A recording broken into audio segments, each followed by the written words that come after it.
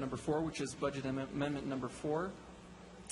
And we have Jennifer Bruner, who is the Deputy Director for the Council staff. Hi. All right, Jennifer. So budget amendment number 4 pretty much exclusively deals with enabling the creation of a department director for the department, a new Department of Economic Development, which as of this budget amendment does not yet exist, but as of the mayor's annual budget transmittal is proposed to be a part of the annual budget. So there's sort of a lapse in time that we've when we first received the budget amendment, we hadn't yet received the annual budget transmittal. Now we know there's a proposed ordinance to create a Department of Economic Development. That is where this position would be staffed. The administration's proposal is to take half of an FTE, add half of an FTE to the general fund budget, and then take half of an FTE from the department director position for the RDA in order to make a whole FTE that's half funded by the general fund and half funded by the RDA. At the last briefing, the council asked about the possibility of essentially simplifying the accounting for that director level position and funding it entirely with the general fund. So the cost of that, if the council wanted to pursue that, would be to add another $16,000 on top of the administration's proposed budget amendment from general fund balance. And then it would require an adjustment in the annual budget as well. But we would make that adjustment if the council was interested in it. We just wanted to have a follow-up conversation on that idea. Okay. Stan. Mr. Chair, I would be very interested in doing that, certainly in this current fiscal year, but I think that we could bring that additional cost into the discussion for the budget process and look at what that would be ongoing.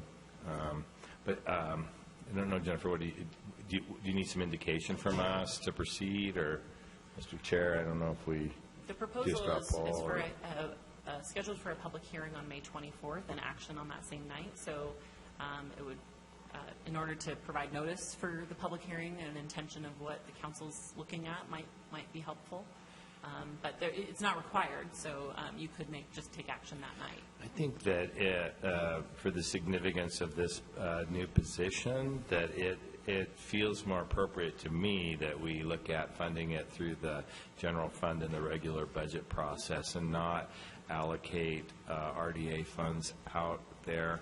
And part of that for me is that we are in this process of restructuring, and I'm not sure what the workload looks like, but it wouldn't surprise me as we get into the year that we might need to look at some assistance for Justin's position. So I think I am more interested in being clean about leaving funds in RDA that are used in RDA districts and looking at economic development from a broad citywide perspective that isn't constrained by looking at how that gets distributed to RDA areas. So that would just be my push.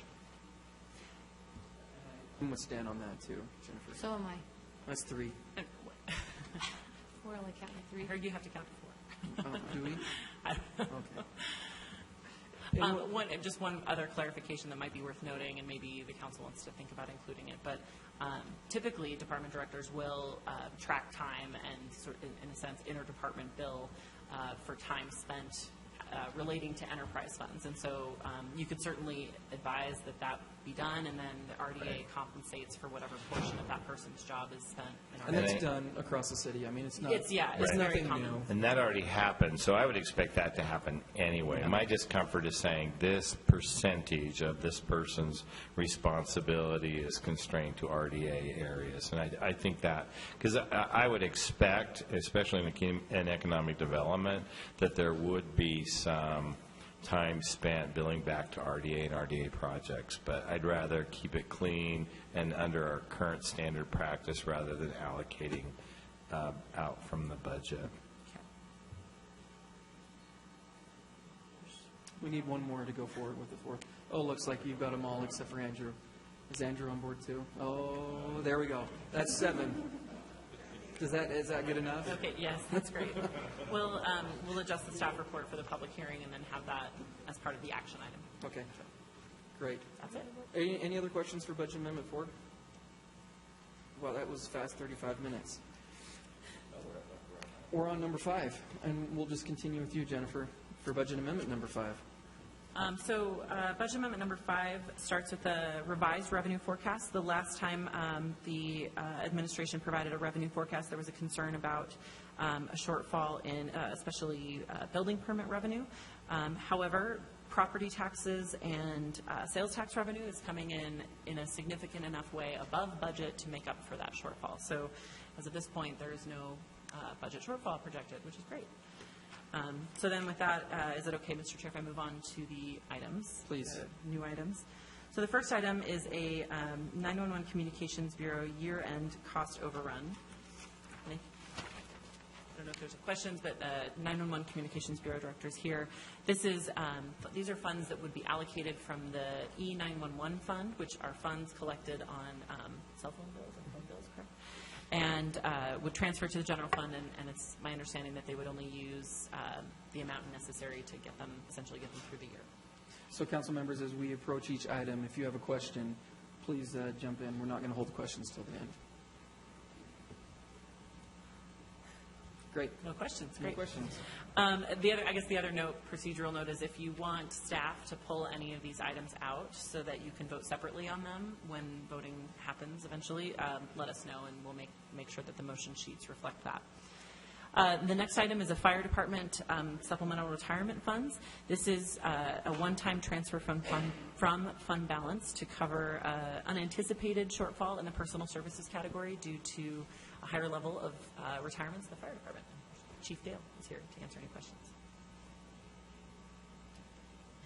Well, Chief, I have a question. Why did the retirement jump so much in 2015? You know, it's cyclic for us. We'll have years where it's about what we expect it to be, and then as we get younger, as it were, we'll have a bunch of our people retire. And this was one of those cases this year where it jumped. You know, they don't give us a lot of time. Some people tell us, "Yeah, I'm thinking about," and then all of a I sudden want to it know how happens. you're getting younger. Because Not I me, want personally, some but- of that. Well, you said as you get younger. I'm wondering if you're watching some late night TV, and we might want to talk to you about No. your purchases. So Chief, I don't know about the purchases. I won't go there. But Chief, it'd be neat to see the average age of the firefighters, from year to year. So I don't know if you have that handy, or you could look at it and just see, average age of the whole The age of group the as a person whole. or the number of years of service? No, the firefighters as a whole. What's the average age of the Salt Lake City Fire Department?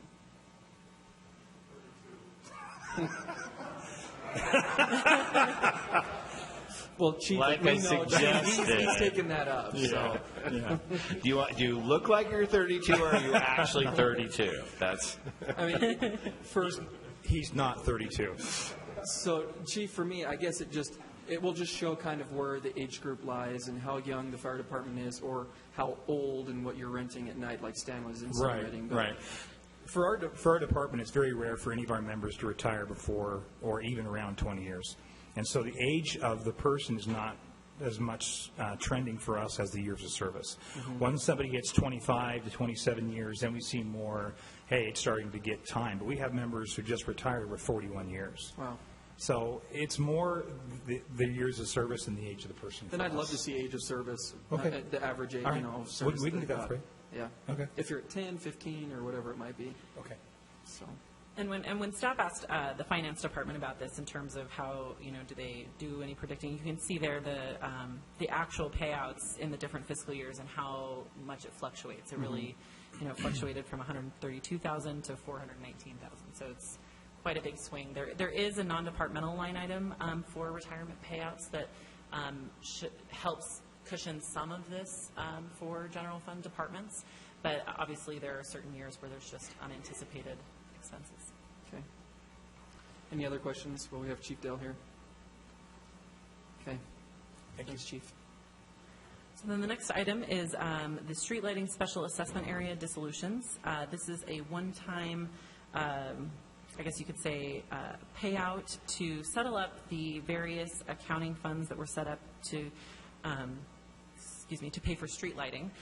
The council was introduced to this topic, I believe, last year, and what a kind of convoluted accounting situation it was. This is essentially a step to fix this structural accounting issue kind of once and for all. So Going forward, there would be a surcharge on all bills, and there's a short bullet point list of how the funds with positive money were treated and then how the funds with negative balances were treated. But this would essentially move all the accounts to zero and treat them in an enterprise fund so that this wouldn't happen again, where some funds accrue positives and some funds go into a deficit. Councilmember Mendenhall. I know you really can't speak to this, Jennifer, but I saw some lighting people in the audience. Does this mean that after, if this passes, that we could then say to residents, yes, you might be able to get streetlights where you don't currently have streetlights?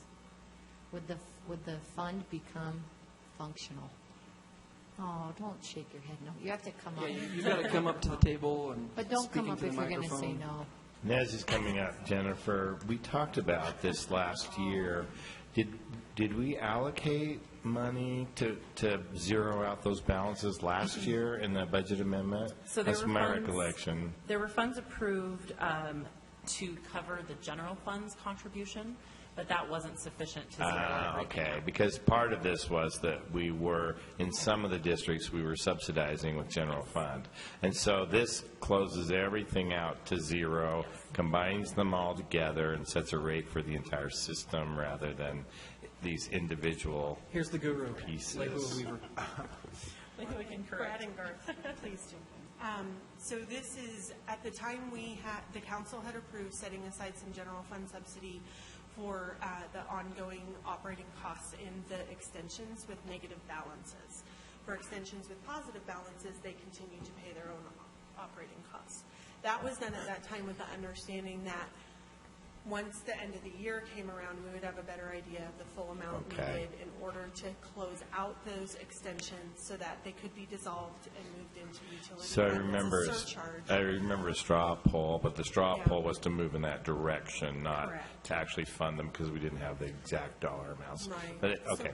So this budget amendment item closes out those necessary transfers so that the SAA extension balances are zero and they can be dissolved and moved into the utility.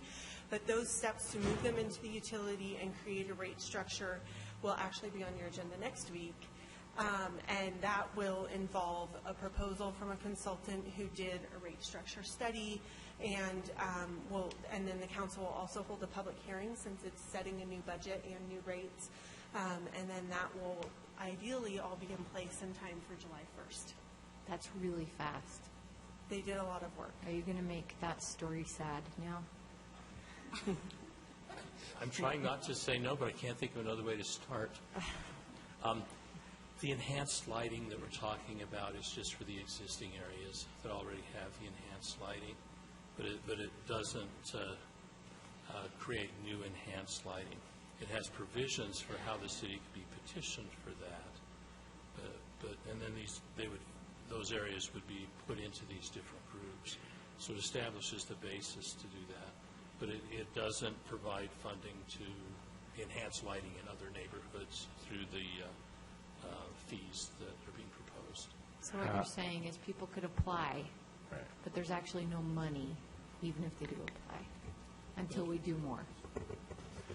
Yeah, these fees are just set up to take care of the lights in the existing enhanced neighborhoods, not to expand into new neighborhoods. So could we expect, or perhaps I guess we'd request a proposal to expand in the future the funding to allow for new enhanced lighting areas, if we wanted to?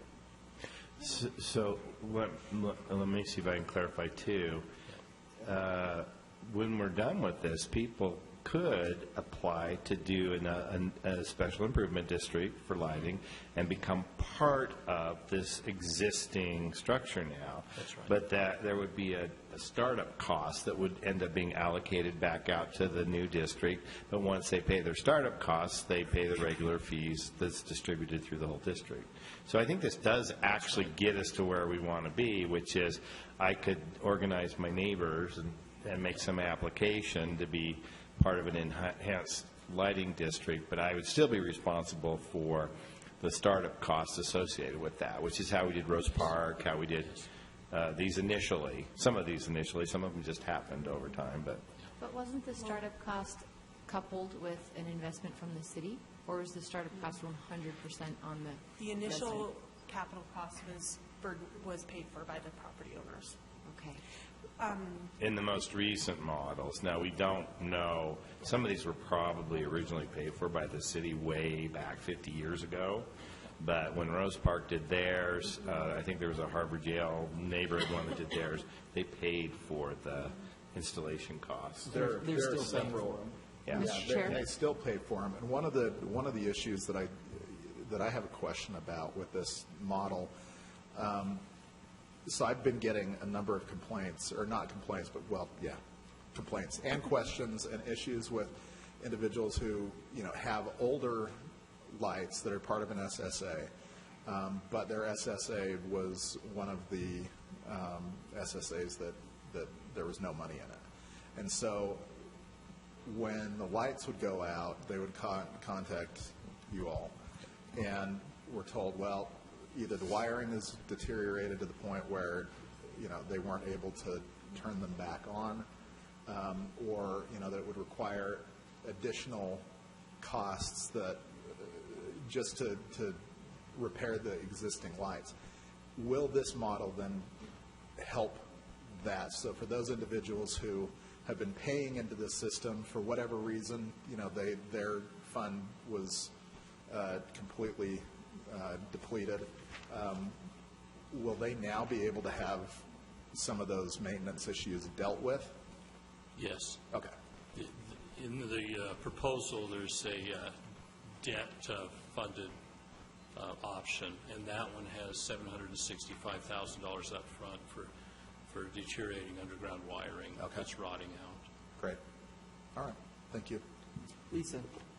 I just am wondering where the folks who have done the lighting in the past, where the city used to do 50% for it, and now we don't fund anything, do those people fall into this at all? Like I've had, just last week, had a constituent say, our street would really like decorative lighting. We can't afford it completely on our own. I know the city doesn't do it anymore. Is there any chance that the city will do that? Does this address that at all? No, this is just for the enhanced For the- lighting that is not privately owned. But per Stan's point, I think the model is there that they could organize and become part of this broader SSA. Part of it. But they still have to pay the initial installation costs and equipment But costs. ongoing maintenance could Yeah, come out of but then this? they get lumped into this, and that was part of the problem. These districts were all individual. Right. So some were more expensive than others, and this really equalizes all of that. And so it makes the entire system healthier. But what I think you might be getting at, Lisa, is the private lighting, because that's where Right. the city That's- would participate at a 50% match.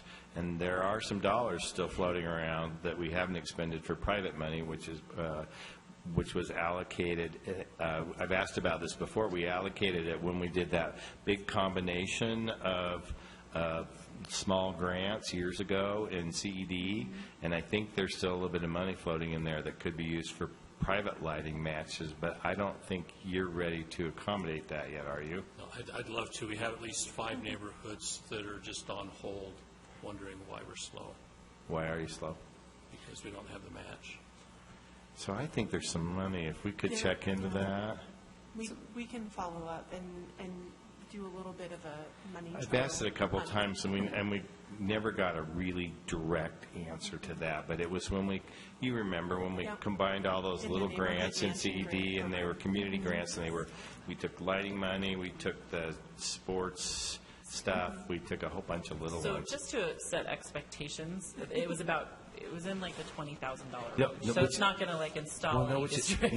actually works really well for us. Yeah.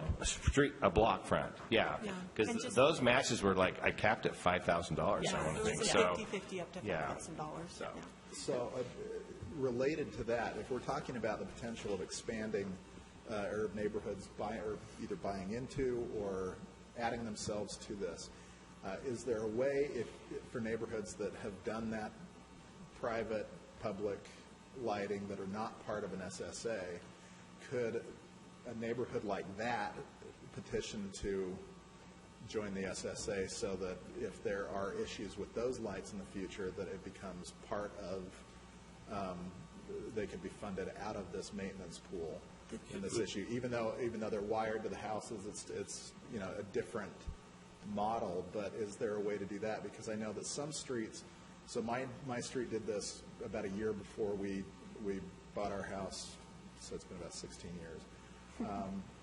Our neighborhood, pooled some money for maintenance and things like that. But a lot of neighborhoods didn't do that, and so in some of these areas, you have, half of the lights that are working, half aren't working.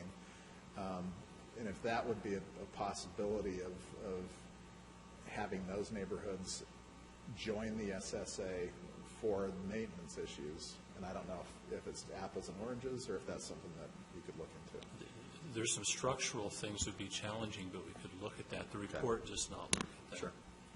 Okay, thank you. I mean, this does set up the billing infrastructure to allow for that, because it could just establish a different tier for those, and then based on the difference in characteristics, like the lighting poles are shorter and less industrial in nature, and the wiring directly to the house, so it wouldn't be monthly energy costs and things like that. They could definitely do, I think it would take some staff work to do an inventory of those areas, and then an assessment of what the true costs would be that would be on it. So they would need to do maybe a mini rate structure. There's not a study. timing issue. Yeah. I'm not saying, let's see if you can have all this answered by July 1, but, just for ongoing, something to look at, that may be one way that we could also expand this. I think one of the things based on this conversation, and this is to Councilmember Mendenhall's question as well, that we'll add to our staff report for next week is a question of whether the council would want to consider looking comprehensively citywide at being able to do enhanced lighting in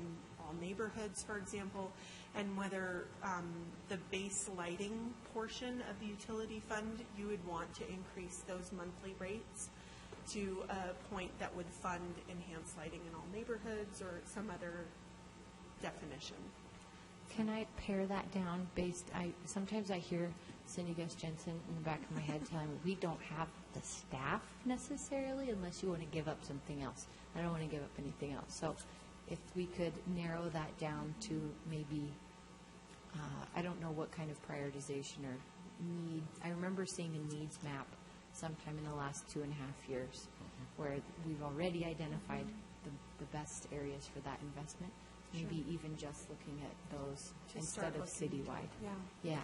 And it could also fold into a planned rate study recheck that's scheduled in 2018 for the lighting fund. Can I ask I think I'm really comfortable if we establish a mechanism for private lighting to continue, an opportunity for people to organize into this new SAA structure, and then maybe look at a rate as part of the rate evaluation study going forward, because that puts us 2 years out, or a year out really, expanding that scope a little bit to look at how we might want to enhance that opportunity for people. Can I point out one last quick thing about the budget amendment? Another piece of the budget amendment is that the administration proposes mailing to property owners who have been delinquent in their payments over the years. So they're property owners who maybe who've just chosen non-payment for whatever reason, and they have an outstanding balance. Their hope is to realistically that they wouldn't collect everything that's outstanding, but that they may receive about $35,000.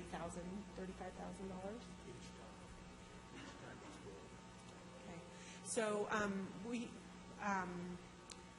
but that is an estimate, of course. Once the SAAs are dissolved, the city loses their opportunity to place a lien on the property to recover those expenses, and so it's a hope that by sending an updated bill that those property owners would remit payment. The bill would only go to those who have. The billing would only go to those that have an outstanding balance with the city.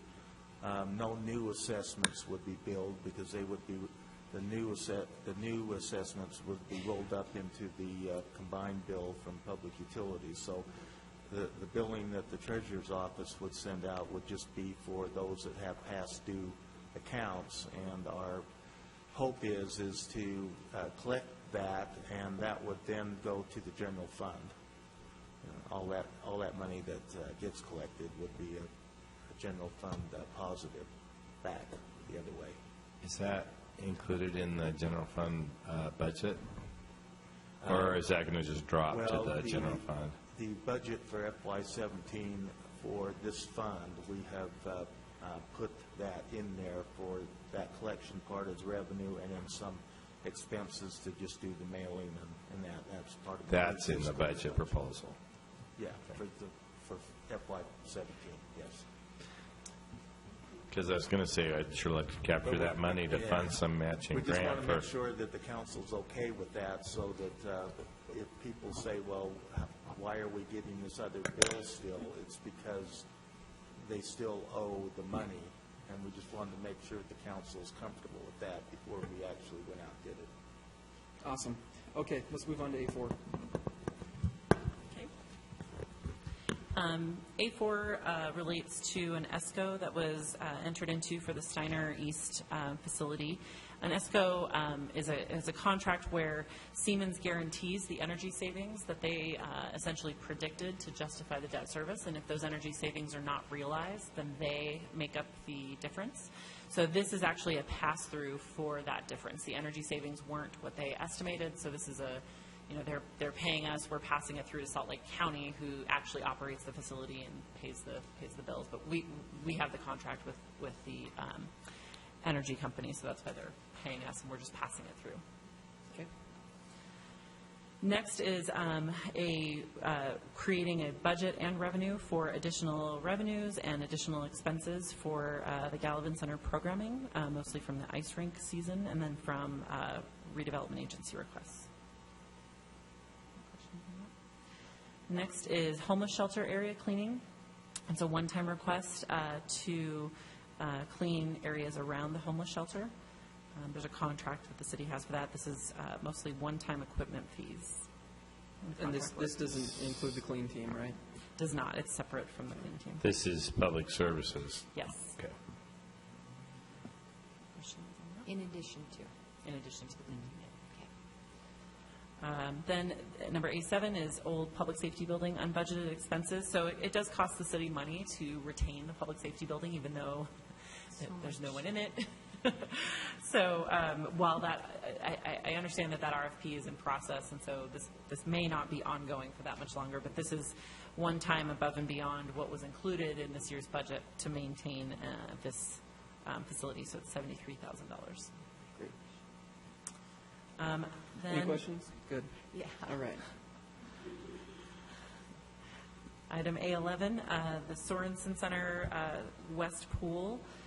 These are just emergency repairs requested for the pool. Any questions on that? Nope. Next is item A12, maintenance costs for Wing Point to maintain the greens at a level where a study could then be undertaken to anticipate a future reuse of Wing Point, whether as a golf course or as something else. So this involves $95,000 added to expenses on the airport fund side, and then the general fund would provide $36,850 for this current fiscal year to the golf fund to help maintain the golf course. Those amounts are essentially represent a 6-month period. So if you're estimating the ongoing, if we're going to do that next year, which it is included in the administration's budget proposal for FY17, you essentially just double those amounts. And when So is this? we have questions on this, I'm sure. Okay. Go ahead. I'm sorry, Aaron, go for it. Thank you. Is the study happening? When is the study scheduled to happen? And I don't know. the study, we have Patrick Leary, I think, who is in the audience if there are questions that Jennifer doesn't have, and he is the chief of staff for the mayor's office. The administration said that they would be able to address that tonight, so we actually don't know. As in now? As in now. Okay. Patrick is coming to the It's table. not quite night, so I Oh, just wanted to true, make day. sure you're talking Afternoon. about. I think it's night already. Thank you. I'm sorry I missed what it was I'm actually addressing. Aaron will ask you. Whatever you need, but So you can talk about anything you want. Hello, Patrick. The study that is requiring that we maintain the greens to green stature. And I'm wondering when this study's going to happen, if it's slated. I don't like this money going towards a golf course that isn't being golfed upon, or to any golf course out of the general fund. So why are we doing this? We're doing it because we've had a great deal of interest from constituent groups asking questions about Wing Point and whether or not we could look, the administration and the city could look at this from a different lens, not simply keeping Wing Point as part of the Golf Enterprise Fund, but potentially looking at it as part of the economic engine of the airport itself, which it, I think, was originally contemplated to be. We don't presume that there is an answer that is going to come out of this one that will sway things one way or the other. This is a very complex and complicated issue with the FAA as well, as you know. Yes. But the thinking on our part is to preserve our options while we get a group of people together to get this study underway this summer to really dive into the complex legal issues and come back to us and say, this decision's been made. It is in compliance with what the federal rules and regulations are for the airports, and it is in the best interest to shut it down, or it's not. There may be a viable alternative that we don't know about right now. But if we let the greens deteriorate, then we'll be that much further behind if, in fact, we were to move forward with the plan to reopen it. So I have two comments. One is that we spent an arduous amount of time looking into the economic potential and lack of potential for golf courses, and I'm sort of astounded that we could look to golf as an economic development catalyst when really we're flush with golf, and we need to start divesting our investments in golf as a city. And secondly, we also held a lot of public hearings on golf, and I think, at least by my accounts, most of the interest we heard to keep these golf courses was not actually from Salt Lake City constituents. It was from people who aren't our taxpayers in this city, people this is not their general fund money. These are not their tax dollars. So I don't like the direction this is going. And before I get on a big soapbox, I'll just stop right there. So I'm going to take it to Charlie, but I just want a point of clarification, Patrick. You said a group of people. Is that group of people consultants, or are they residents or people from the community? No, we're going to tap residents who are stepping forward to say, let us take a fresh look at this. We're not contemplating hiring a consultant to go sort of cover some ground that's already been covered, but some people who want to step forward and help and have some expertise in these areas and can shed a fresh eye. We don't contemplate this being a lengthy, 6-month, 9-month sort of analysis or something that costs a lot of money. So before we jump to Charlie, I just want to follow up with Aaron, just say, we've done this, Patrick, we've had residents engaged, and we've gone through this entire process to look at the golf system. I don't know if you're aware of that or if the administration is aware of that, but we have done that. Charlie? Yeah, so first, I think the problem that we're dealing with right now is one that we never should have been faced with. When we as a council, turned the course over to the airport so that the airport could then begin discussions with the FAA, it was never my intent when I made that motion that the administration would shut the course down, during the time that discussion was taking place. The problem with golf courses, and especially with greens, is if they're not maintained, if they're not kept up, that you will have to completely replace them because of weeds or other grasses that get into it. I mean, it's a maintenance-heavy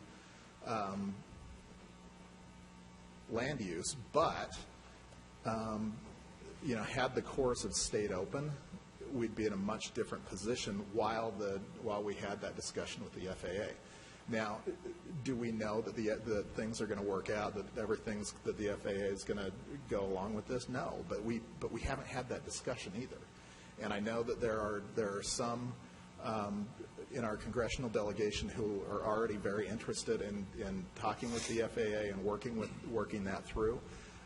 We never should have closed Wing Point before those discussions took place.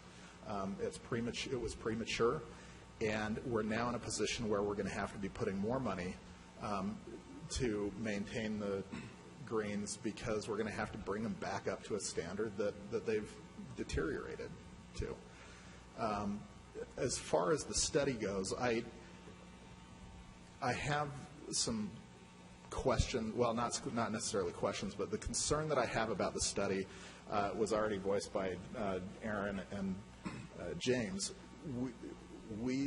The council spent a lot of time and resources on looking at the golf issue.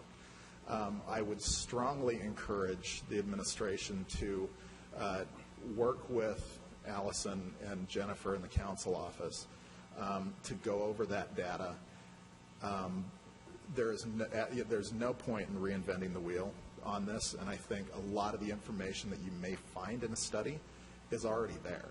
And so, I would hope that you start off this process by sitting down, going through the insane amounts of paper and information that has been compiled, and start there. Because my guess is that once you look through that information, once you see a lot of the work that's been done, that will probably answer most of your questions that you were hoping to get out of doing a direct study.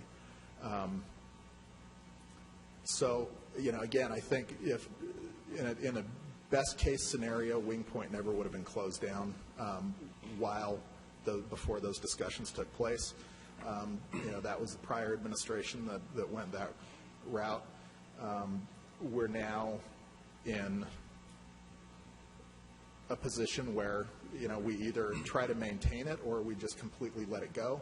I don't think we should be in a position where we let it go at this point without having those discussions. So, I, like Aaron, I'm not thrilled with spending any money, more money than we have to on this, but that's the position that we're now in, and I think that the discussions with the FAA and the Gulf Enterprise Fund need to happen. And so if it means that we're investing money into this in the meantime, then that's the hand we've been dealt.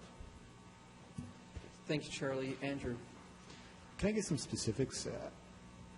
Whatever group is assembled, has anyone gone through the entire airport or the Gulf, the Gulf Library, all the past studies, all the information is there? Has that been done by anyone right now? Is that where this is prompting from, or has it not been done?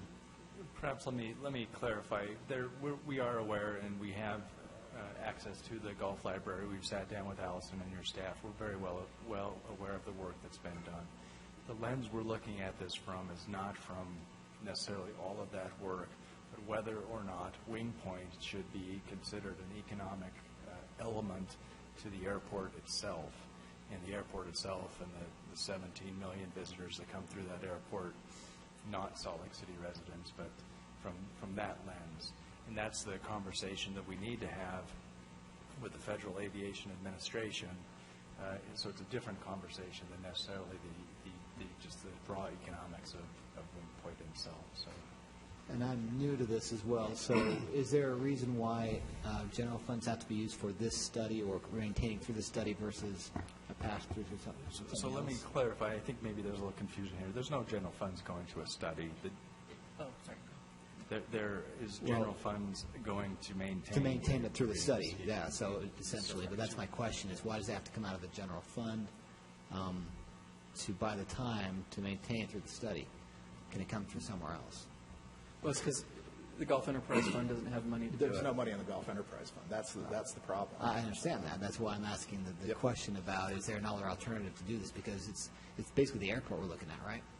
Yes, and so part of the budget amendment is to use airport funds to handle the watering and some of the maintenance, but the airport and our legal counsel out there are wary of the relationship with the FAA if funds that they don't believe should be dedicated from airport funds are going to fund something that's not in their core mission. So that's why it's a hybrid mix here. We're trying to have somebody cover the cost of the greens maintenance, which is a specialized sort of maintenance, not just mowing the lawn. yeah, so the airport is in the game, and this other pot of money is in the game. Is there a definite time frame then?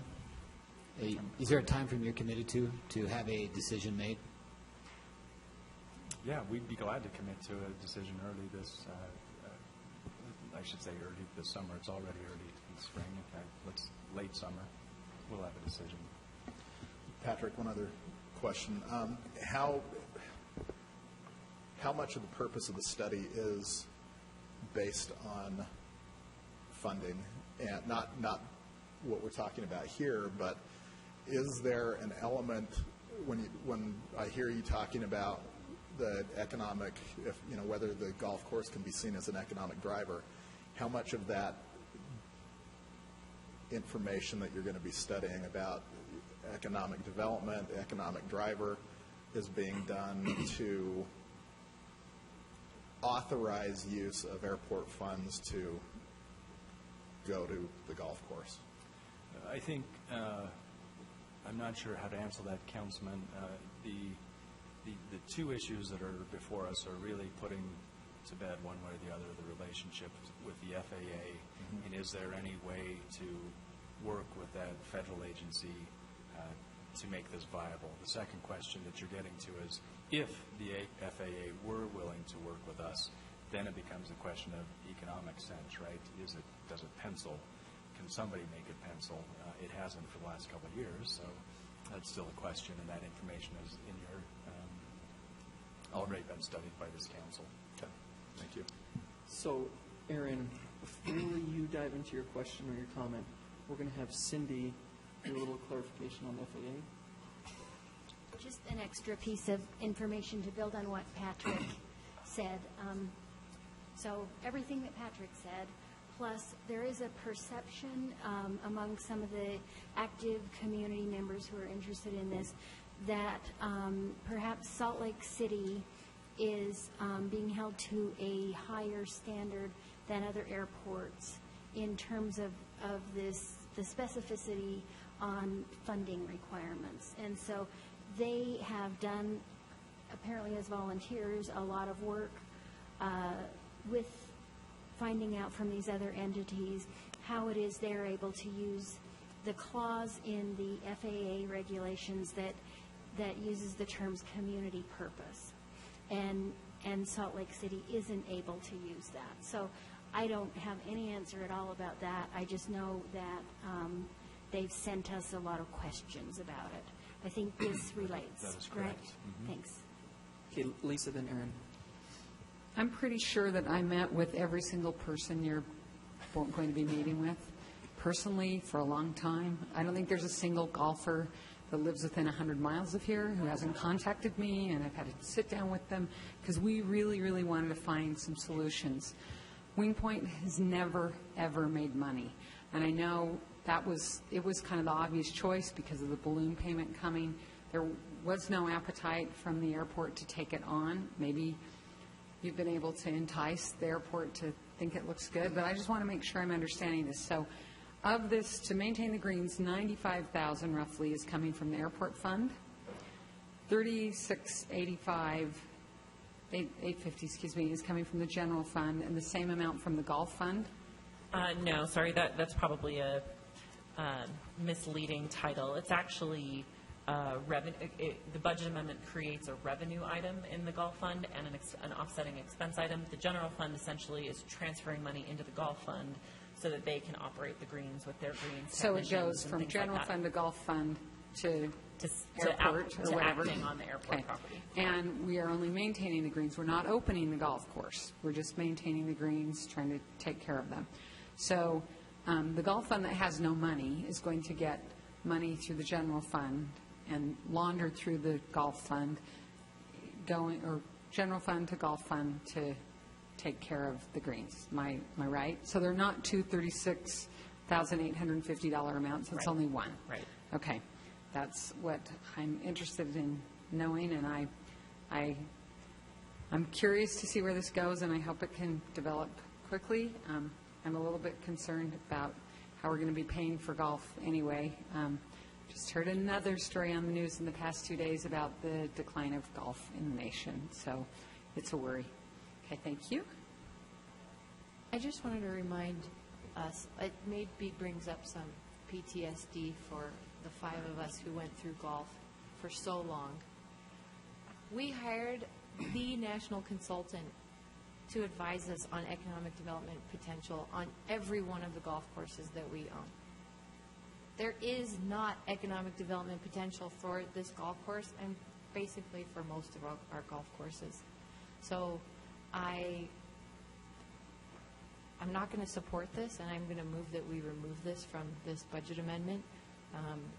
And this is, if the golf fund is going to get any pass-through money from the general fund, I think that, I'm not sure I'd support it, but it should be for golf courses that are open and operational and that the public can access.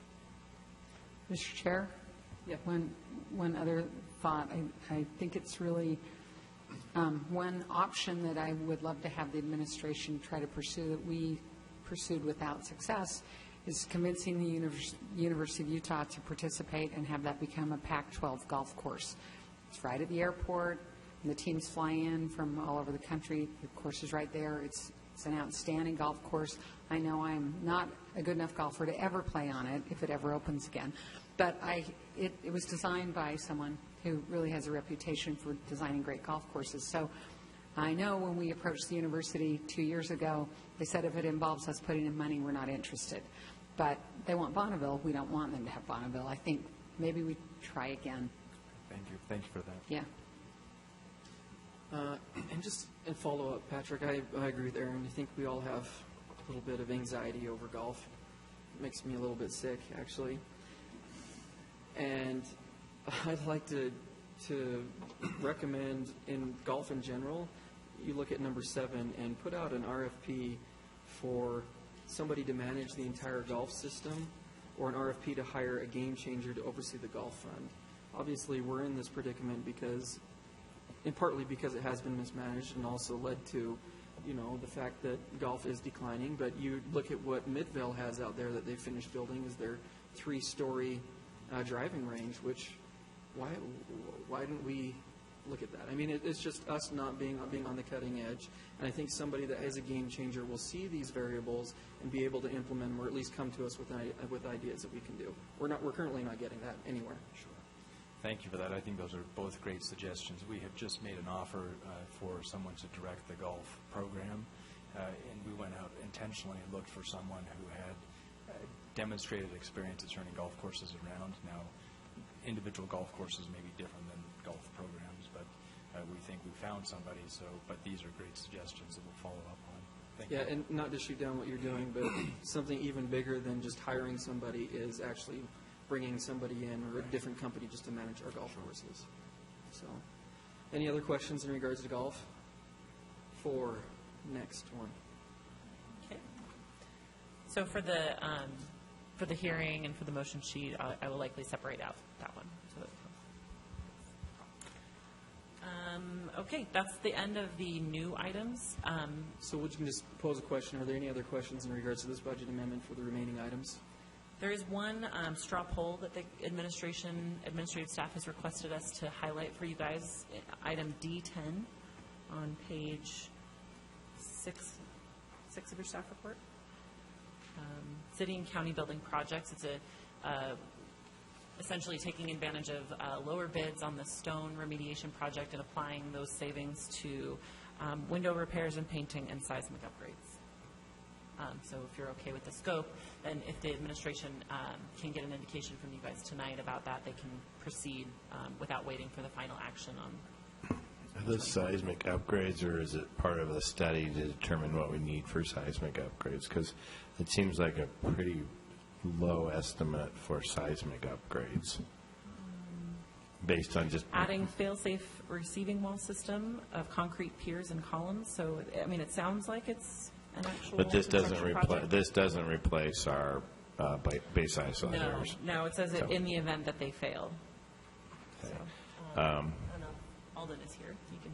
Yeah, Alden, did we have I know it's not in here because I remember it being quite expensive, but did we have an estimate as part of that a study we did on the facilities about what it would cost to replace our base isolators to a more modern style that won't fail at the first 7.0 quake? Yes. So we did when we did the study back several years ago, we had the consultant look at a range of options for us to be able to determine what options were the most viable. They ranged from complete base isolator replacement, which was somewhere in the neighborhood of 10 to 15 million, if I remember the numbers off the top of my head. We went with an option that actually put in place a peer system, which would be receivers for if the current base isolators ever turned over, meaning they exceeded their performance, and that could happen in a large earthquake. That in the 6.8 to 7.3 range could bring those isolators over. So this project that we have all the funding for, with the exception of about $637,000 that we're short, and that's why we're asking for this budget amendment, is to move some money around between the different projects to be able to accomplish this seismic work and also the window repair work, which all came in over budget. So the reason I bring it up, council members, is because I've always thought it should be a priority for us that our building is designed strictly for safety and evacuation. In the case of a large earthquake, it doesn't survive. And in light of our presentation last week, where some of the most significant damage and also some of the most important replacement was about cultural structures, when we looked at New Zealand, I think we ought to at least have a conversation about how we might look at a strategic plan for bringing our base isolators up to a newer level of standard, so that we could perhaps save the building in a large-scale earthquake. So just to be clear, the project that we have before us will do that. It will allow the facility to remain in a state that would allow for evacuation. But it doesn't save the building. It allows for safety, is my understanding. It allows for egress. The majority of the building, we believe, will be intact. There will be structural damage, of course. I'm not arguing that. I think this might be a really good next step, but I think long-term, we really need to look at a replacement strategy. Aaron. Just a quick comment in light of the Church Christ presentation that we received. I would wonder, and I just pose it as a rhetorical question, you don't have to get back with me on now, but what best practices they might have gleaned and are gleaning as they reconstruct these critical buildings in Church Christ and Christ Church, and whether or not we need to, invest in numbering every brick on this building so we can put it back together. Those kind of, if we plan for it to come down, what kind of mitigating factors besides trying to create an isolation system that keeps it up, what can we plan for to put it back together in the right order? It's not I know it's not a I think paint by numbers Kirk exactly, but might something know how to like do that. He might have all the ideas. Like for a that. giant jigsaw puzzle. I know that when the state did their base isolation system, they used an upgraded system that actually protects a significant portion of the building survive. So it's not just, and I'm not criticizing anybody. This was really cutting-edge technology when we did it, but it was designed basically to fail, but to protect safety so people could leave the building at the time. So I'd like to see some assessment of what that would take. And I know our estimate's a couple years old, too, so. Mm-hmm. But I support this. If we're going to do straw poll, I support this budget amendment direction. Any other questions in regards to this? Okay. Jennifer, can we go back to D2? Yes. The fire station number 3 construction costs. I know that there's So an sorry, before we leave that item, just so that Alden has direction, is that Oh, support you from want us the to shuffle council? that? I'm sorry. Just so that they have the Yeah, direction they need. Council members, are you comfortable with that? Council members, are you comfortable with that? Okay. It looks like we are 5 up with 2, 6 up. Aaron is abstaining. There we go. There's 7 up. Thank you. Thanks, Alden. D2, there's an 8% difference in impact fees. Is there really 25% impact fee eligibility currently that we have funded? Or is there, because it dropped from 33% being impact eligible. I think what this is essentially saying is that when the impact fee consultant did the study for the city's impact fee study, it determined that 33% of this project was required because of growth. Now, we only collect impact fees as projects happen, and so we've only collected 2.8 that are eligible to be used for this project. So in 25%. essence, yeah, in essence, we haven't collected as much as the consultant identified that we could spend, but that's the reality for fire impact fees. Okay. All right. Thank you. Any other questions on the rest of the items in the budget amendment? I just want to say hooray for E1.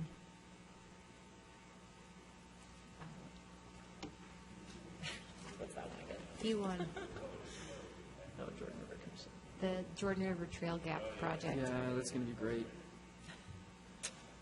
That's fantastic. Okay. We don't have any other questions, Jennifer, so.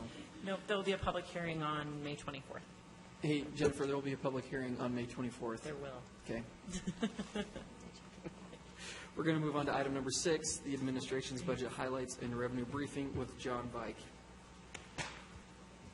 This is your second one, right, John? Kind of. Mr. Vike, I should say. It's John. We're going to let you do your highlights then. Okay.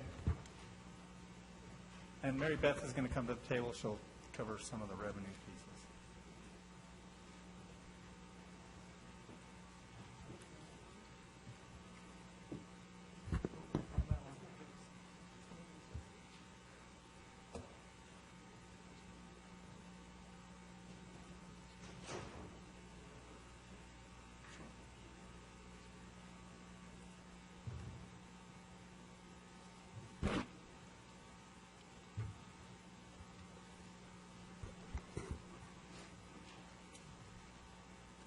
Thank you for the opportunity to come before you today, provide a little bit of an oversight of the mayor's recommended budget, and answer perhaps some of the questions that you may have.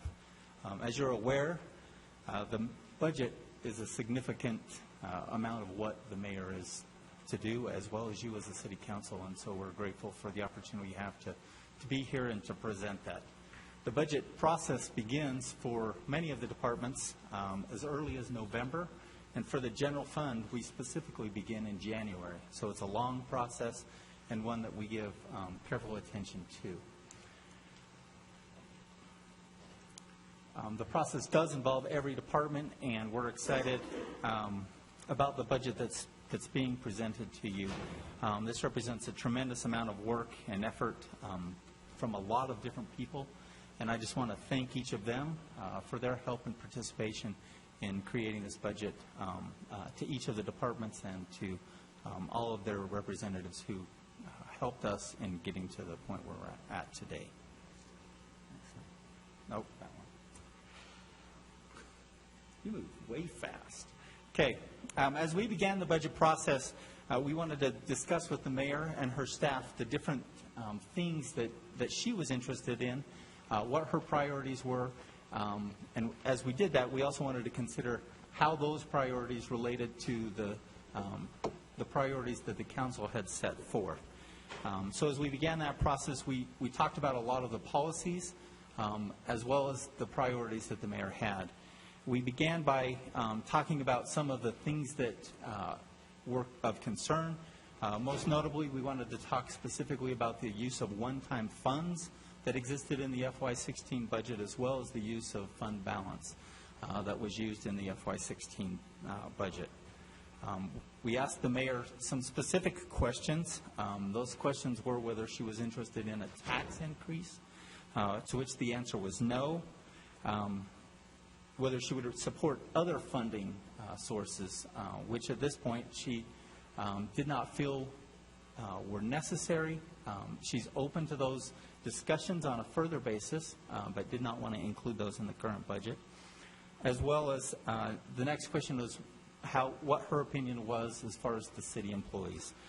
She expressed a desire not to do any layoffs, to protect staff as far as that goes, and was in support of providing for raises for employees.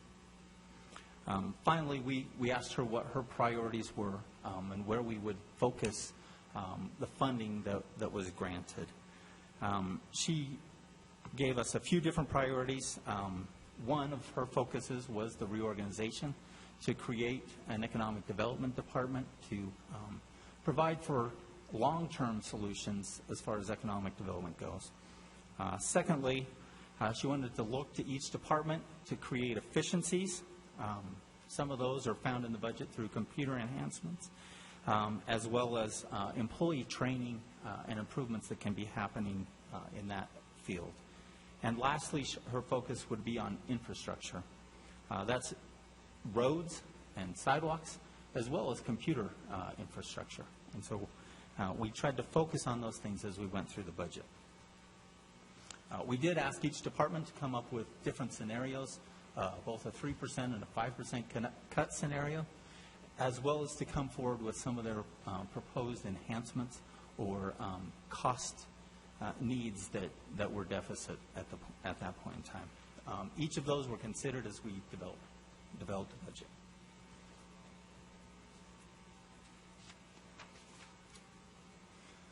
Let's talk a little bit about the overall budget. The overall budget is $1.1 billion. That represents a decrease of nearly 65%. That sounds really good. However, most of that is due to a decrease in the airport funding of nearly $800 million. That's a decrease that is associated with the TRP, the Terminal Redevelopment Project. I have to get the right name.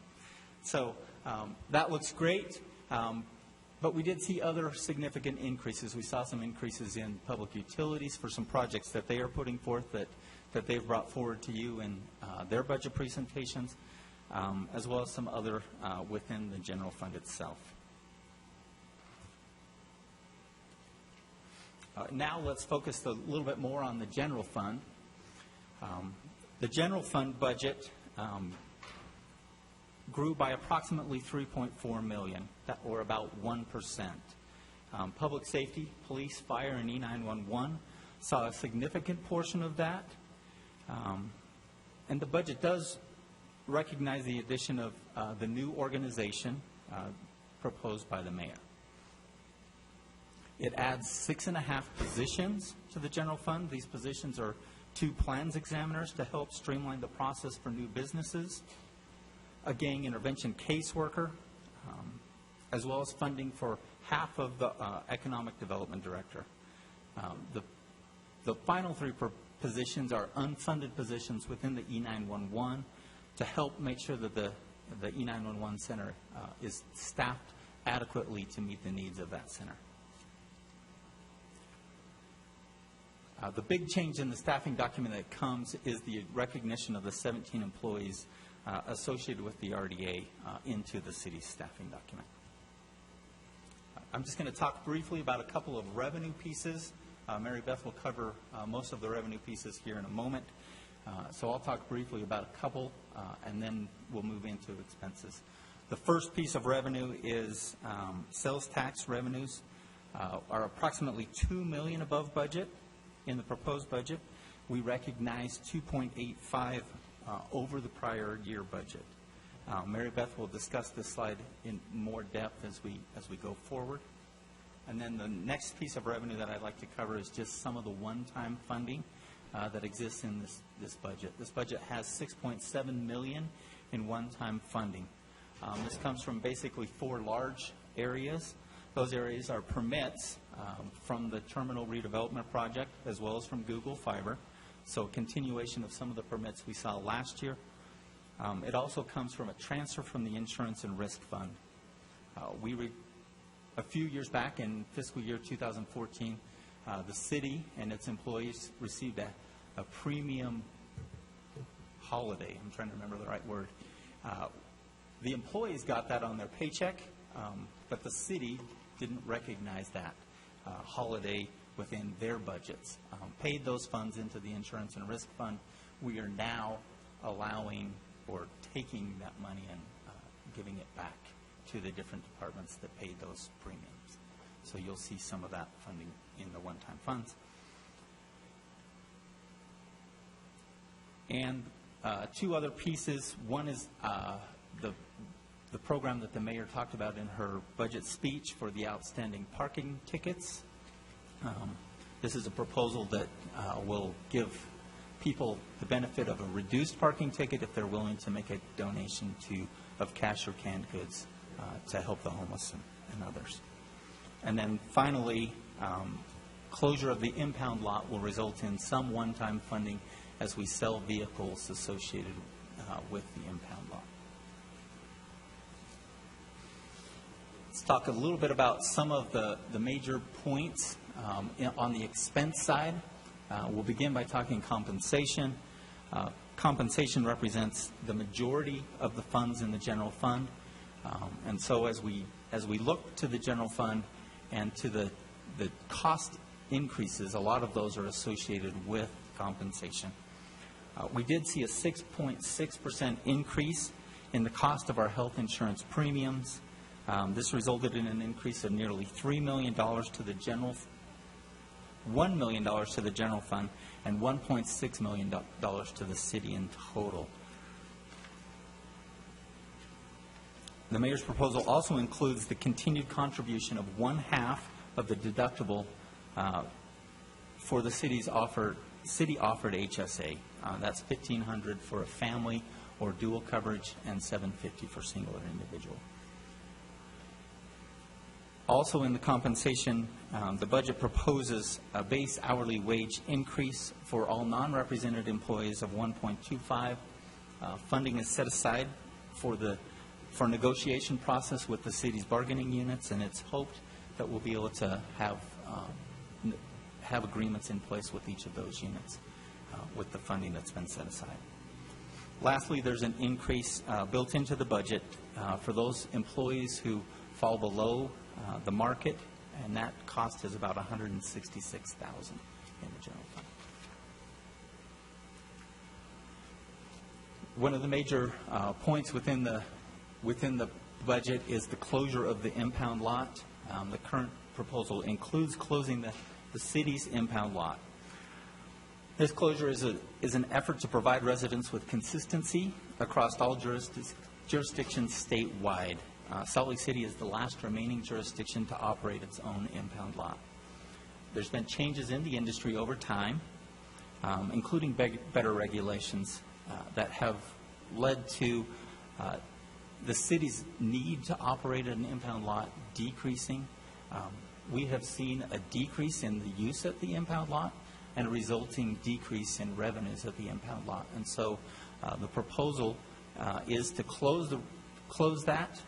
This will be net zero in the long term. In this fiscal year, there'll be some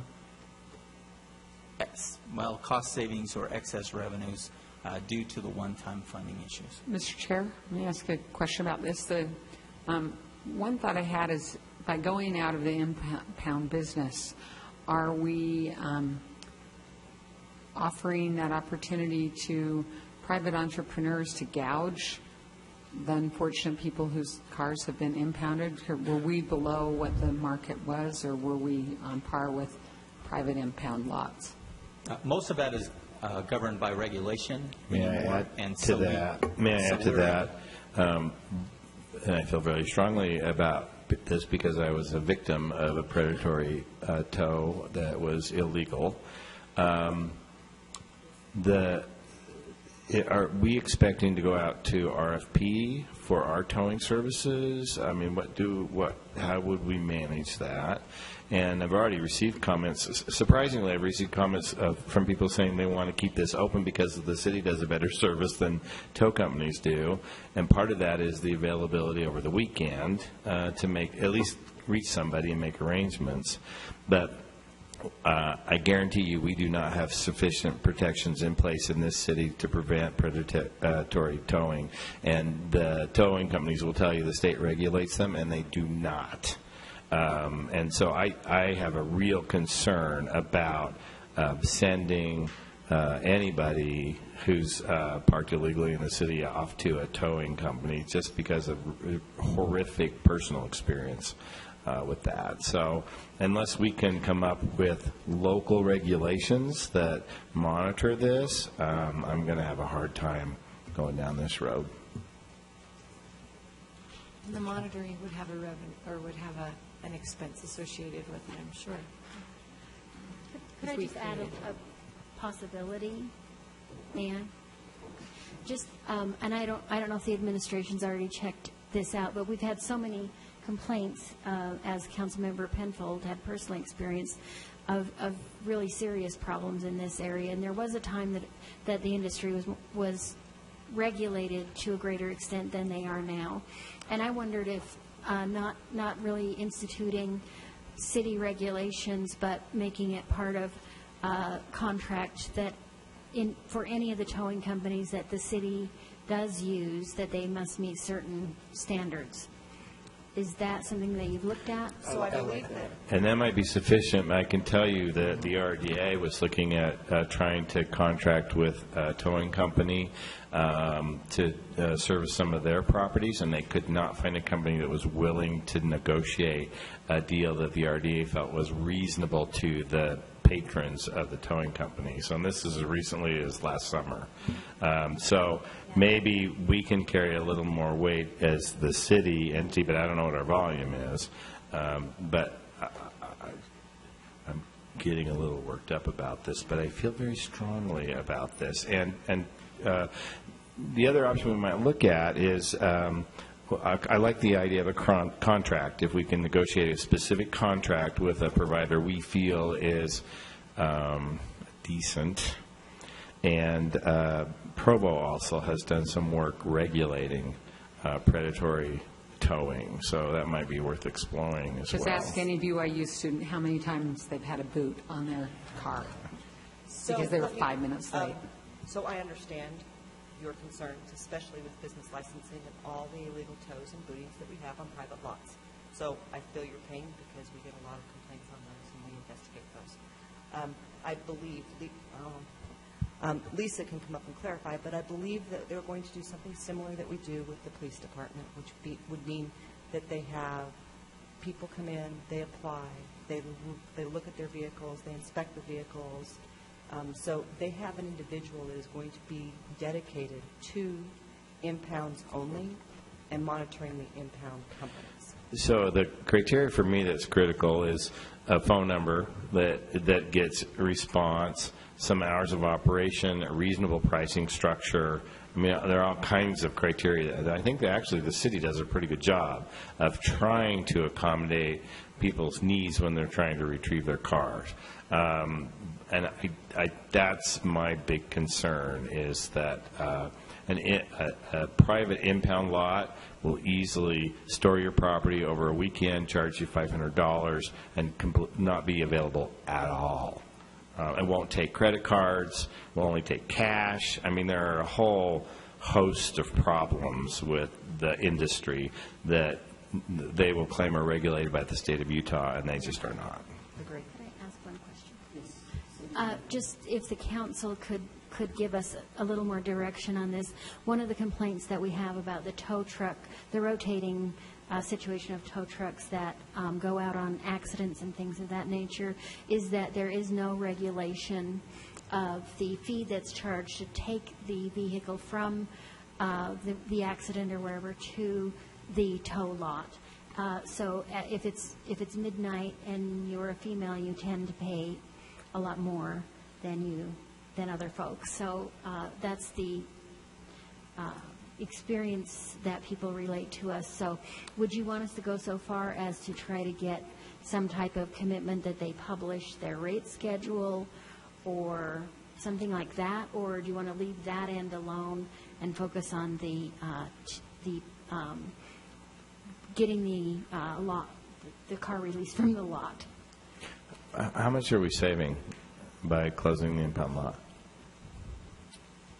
I believe that the revenue that we're short is about $350,000. So that's the subsidy that we're providing to the revenue of towing versus storage and costs. And I think, Cindy, in my view, it's probably both those things. If you have your vehicle towed at 10 o'clock on a Friday night and you try to retrieve it, you will have a hell of a time. And you will be treated really poorly and threatened. I've actually seen people threatened.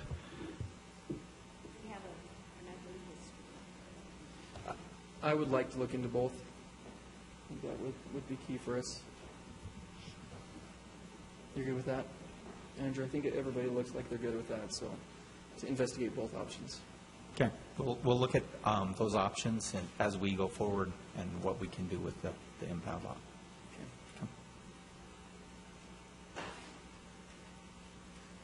Okay, let's go on to a different subject, maybe a little happier subject. How's that?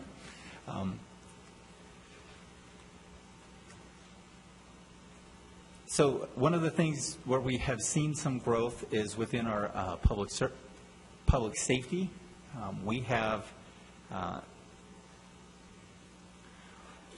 recognizing a few different positions within public safety that are either ongoing or new positions that we'd like to address now.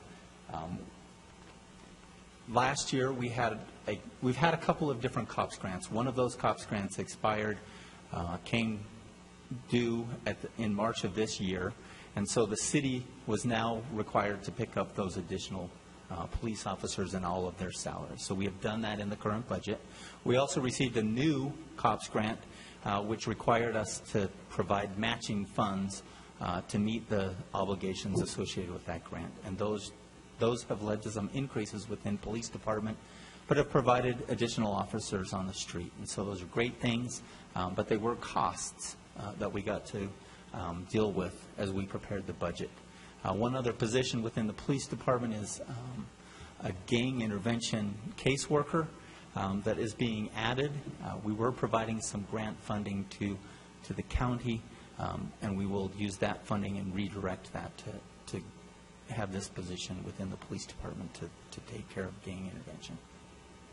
Within the fire department, the council funded mid-year one position, and we've continued to fund that position, and that is the position for the diversity outreach coordinator to work within the community to try to get people trained and interested in the fire service. So we're going to continue funding for that position.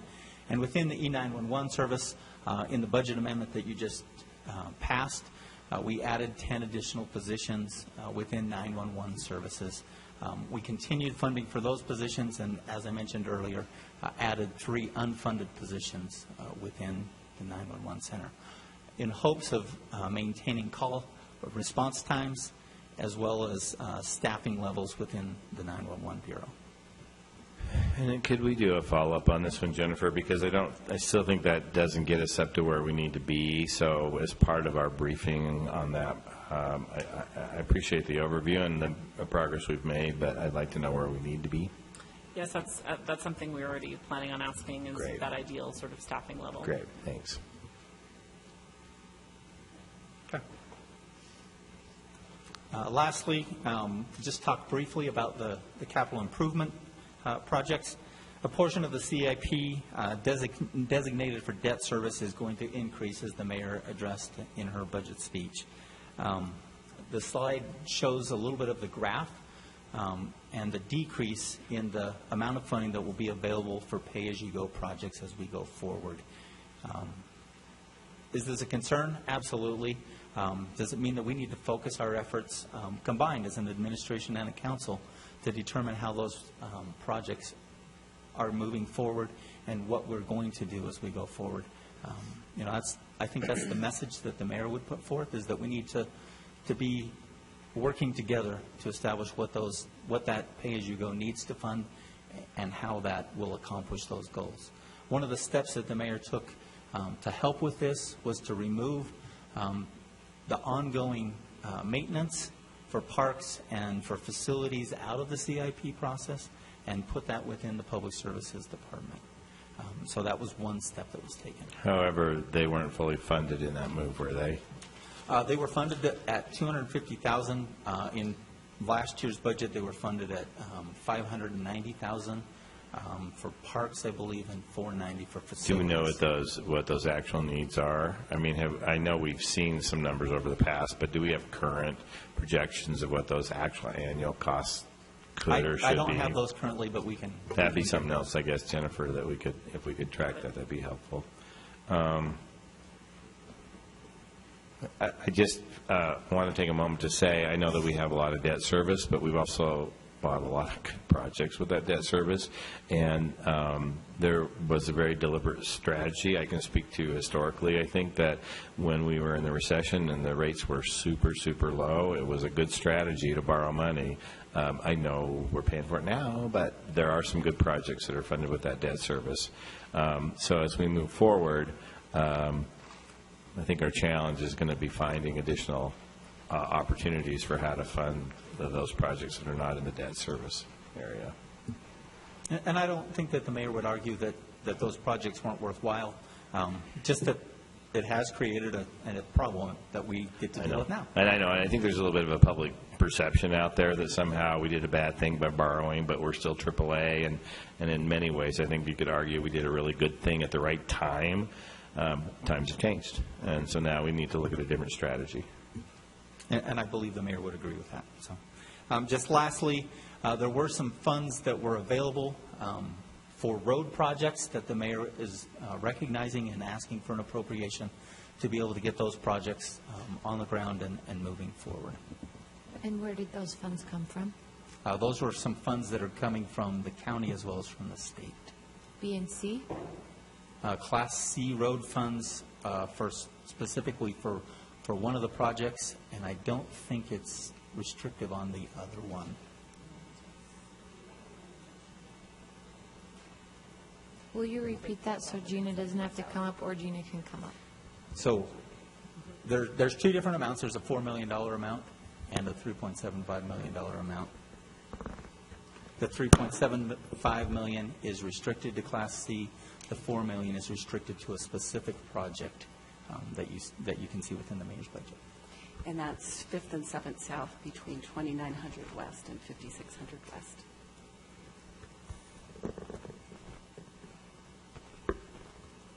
We'll get into that. Thanks. Okay. That's kind of the conclusion of my presentation. We'll turn some time to Mary Beth to talk a little bit about revenues.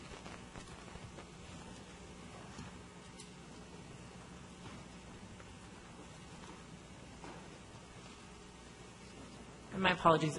I missed sending this presentation to your guys' packets earlier in the day, so I just emailed it to you guys, and we're passing out hard copies now. And thanks to Mary Beth for bringing her own flash drive to make up for that. You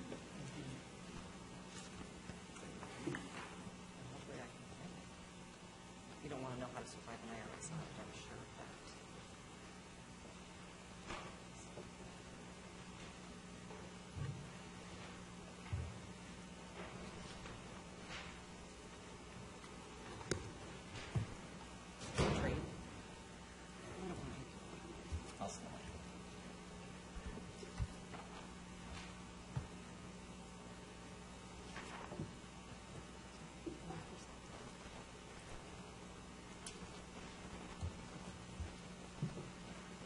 So this slide right here represents all of our property taxes. Can you hear me? Property taxes have increased, and we've seen new growth for the last 3 years significantly. Most of that has been in personal property taxes. Actuals have come in much higher than budgets, about $3.5 million last year. We're projecting about $3 to $3.5 million again this year. For next year, it looks like it's going to slow down, and new growth is about $37,000. Property taxes, personal property taxes kind of work this way. It goes with the recession and the good times, and people, buy their servers and buy all their computers, and then they hold on to them for 3 or 4 years, and the depreciation goes off, and then they go back and buy again. So this is kind of cyclical. Personal property tax is always very cyclical. Personal property tax, to note, is self-reported. And also on personal property tax, to note, we set our budgets on last year's numbers. So for the current budget, 2017, we will set our budget on 2016 numbers, not 2017 numbers. We have put in a $500,000 judgment levy. That $500,000 was given to me by the county. So it was at $500,000. It could come in higher than that, but it was at $500,000 when we did the budget back in January for judgment levies. The $787,000 for new growth, what I did was I looked at new growth several different ways, and we came up with a high end, a middle range, and a low range, and the 787 hit the middle over the average of the last 3 years. So that's where the 787 for new growth came in. Obviously, $337,000 of that's personal property tax. The rest of it will either be centrally assessed or real property. Sales tax. So, current to date. Mary Beth, before you move off. Yes. Property tax. One of the challenges that, we face every year is how to accurately describe to constituents the discrepancy between what they perceive to be pretty significant building growth in the city and how that does not reflect in our property taxes. Can I get you to make your best attempt to explain that again? And I know there was some recent legislation that theoretically is going to help us do a better job of projecting that over time. Right. But that has more to do with depreciation and personal property than it does with actual property income or Real property. So the new legislation will break out real, personal, and centrally assessed, which will help us in the new growth numbers. It will also help us in predicting a lot better. So the real property is the one that I think is challenging for people because that feels like that doesn't reflect when it's lumped into this total sum. So does that start for next year? For next year, I think. Right? Well, the way Jennifer, the Tax Commission, explained it to me is that because the legislation went into effect in the beginning of May, that it was their intention to try and get the system online for this year's calculations. However, she gave a large caveat that, shifting this kind of a system might not all work as smoothly as they hoped for this year. So we'll find out, I think, how quickly, although I think at the very least by next year we should be able to see the results of some of that kind of simplification. So I'm really curious to see how that looks over time. I would expect to see in the last 5 years an increase in our real property tax base, but if it's not there, that'll be really interesting to see what that looks like. I think real property is hard, right? First of all, they see a lot of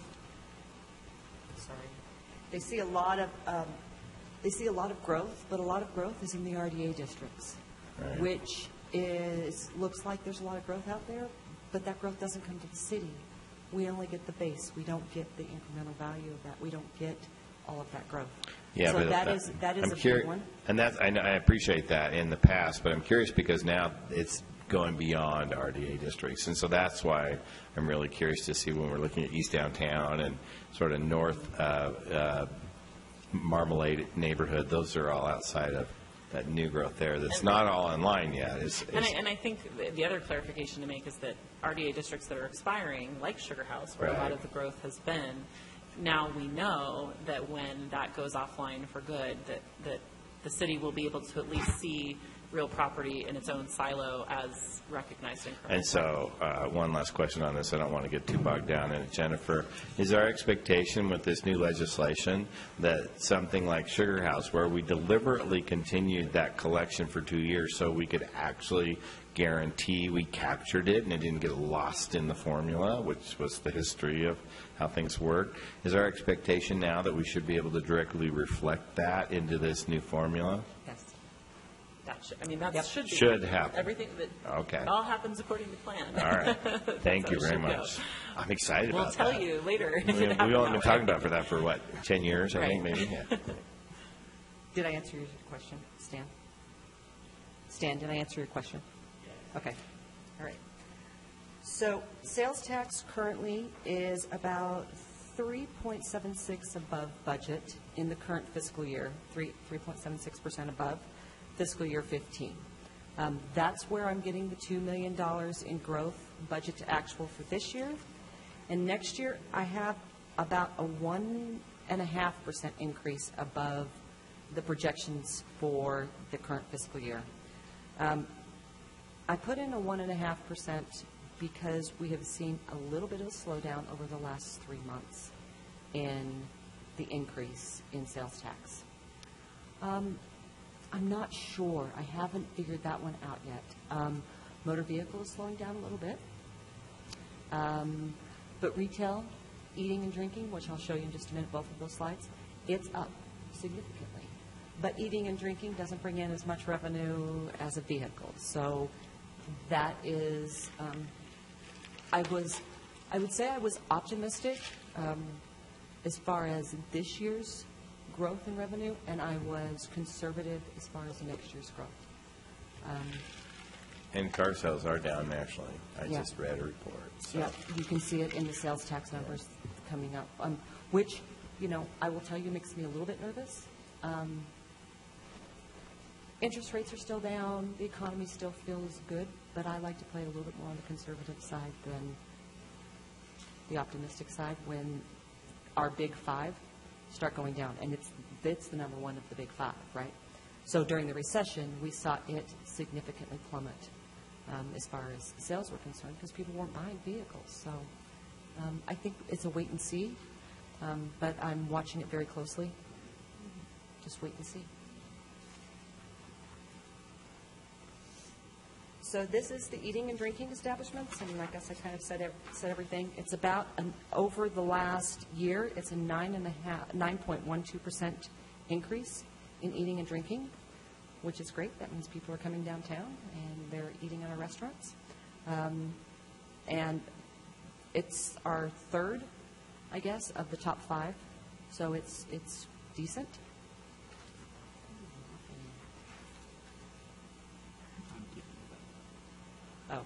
Motor vehicle, okay, so motor vehicle sales, you can see that this slide is doing pretty much a yo-yo.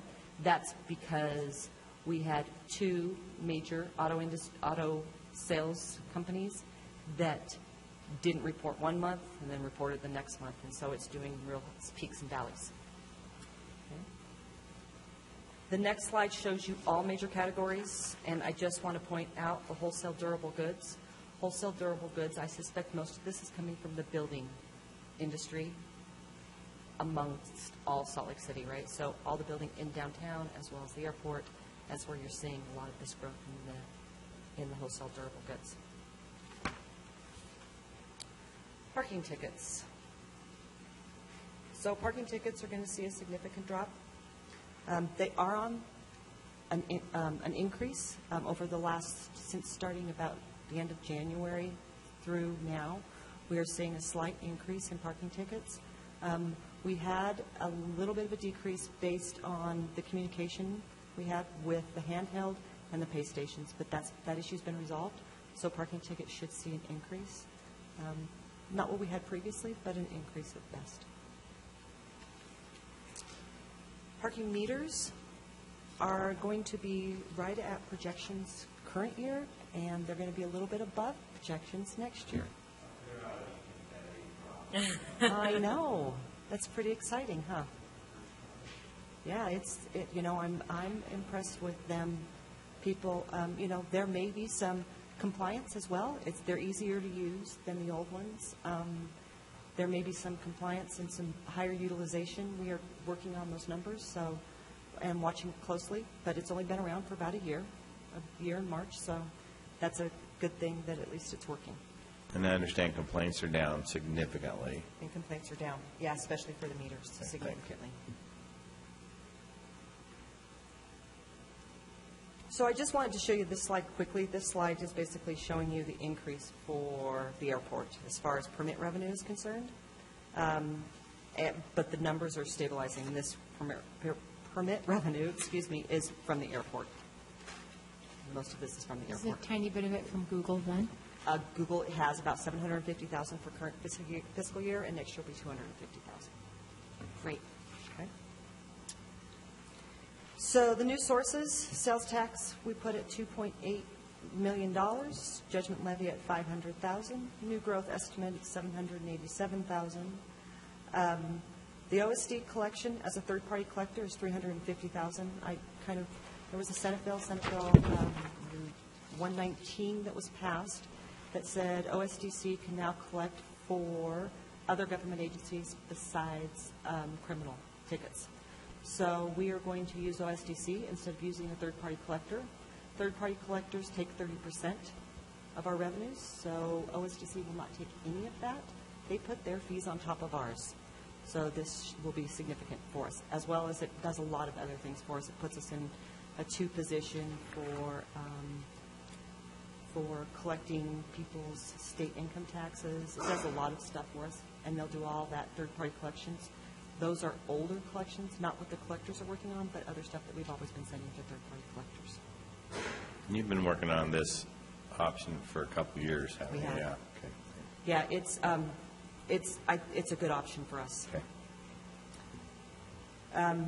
Increase in regulatory licensing. Majority of this is either the airport parking tax, and a small portion of this is for innkeeper's tax. Increase in parking tax, the $381,000 are RDA parking lots.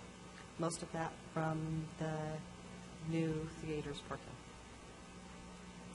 Parking ticket forgiveness is $320,000. This will run from August 1st through the end of October. We are hoping that most people participate online. We are currently right now working on the online system and hope that you pass this but we have to get that online system up and running so people can select which charity they want to donate the revenue to. As a matter of fact, I just saw an article that Tampa is looking at doing this permanently, and they are doing for every can you donate, you get $1 off your ticket, and they're considering doing it permanently. But there are several cities that do this as an amnesty or forgiveness program once a year.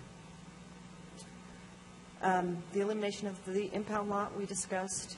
It's going to be a loss of revenue of $1.1 million in the impound lot itself, but $50,000 for rent of the impound lot, $68,000 for Sunday enforcement, $400,000 for increase in parking tickets for the staff that we're moving over, and $211,000 for sale of vehicles.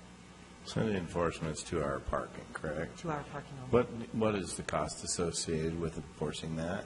Do we know? I don't know that, but That would be a find that good out. follow-up. Okay. Thanks. There's a revenue of enforcing it, so you're asking for the offsetting. Got it. Right. Okay. And then the transfer of the sustainability funds to the decreased solar permit fees. We are looking at all the fees, and the solar permit, solar took a couple of hits as far as the legislature is concerned, and so we thought that this was a good time for us to sustain that or hold that fee and don't charge it at this point until we can reevaluate it. This is the area for your GIS property taxes. So your first one is going to be your commercial, and your second one's going to be residential. As you can see, we've had an increase in every single council district over the last 6 years, except for District 4. And they're pretty significant increases, so it's kind of awesome to see this information, and I kind of give it to you just so you guys can look at it and evaluate it and see where your values are. And then the next slide is residential property tax. You can kind of see what happened in the 2008, 9, 10 era and what it looks like now.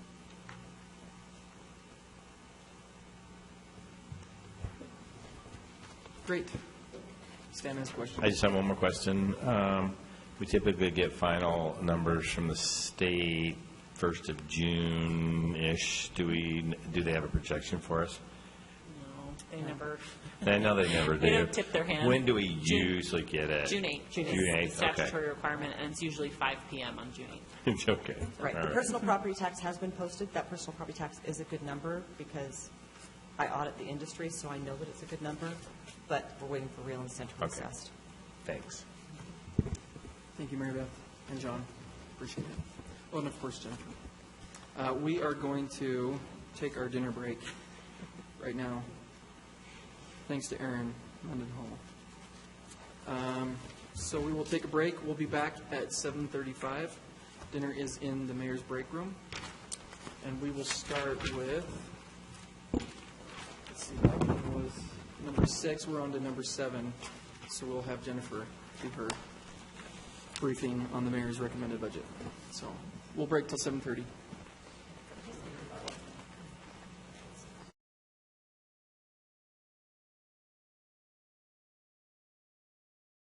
Page 3 of the overview staff report, after some of those sort of budget highlights, staff has started to go into what components of the budget relate to the council's priority areas. Probably the most obvious one that's talked about a lot on both sides is economic development. The administration proposing to add a new Department of Economic Development, proposing to rename the Community and Economic Development. Sorry to interrupt you, but which page 3 are you talking about? We have about 7 things in front of us, so hold it up so we can see which thing it looks like. It's the staff report for the overview, not, it It's shouldn't in be our anything. packet. It's in your packet. Okay, thank you. It wasn't I'm printed here out going, today. okay, I'm looking for that. Thank you Sorry. very much. I know, Sorry. lots of paper. Just needed a little guidance there. Yeah, so in the council staff report on the overview, just after the pie charts of revenues and expenditures. So renaming the Community and Economic Development Department to the Community and Neighborhoods Department, shifting the Arts Council from the Community and Neighborhoods Department to the new Economic Development Department, and locating all of the RDA staff FTEs into the Economic Development Department. So essentially, economic development function would cover both the kind of standard city economic development activities, as well as the Arts Council, as well as RDA activities. So those are the kind of the 3 main things that would happen in the Economic Development Department. Mm-hmm. Do we have 3 positions currently in economic development, or is it 4? There was a director and 3 I believe there are direct 4. reports.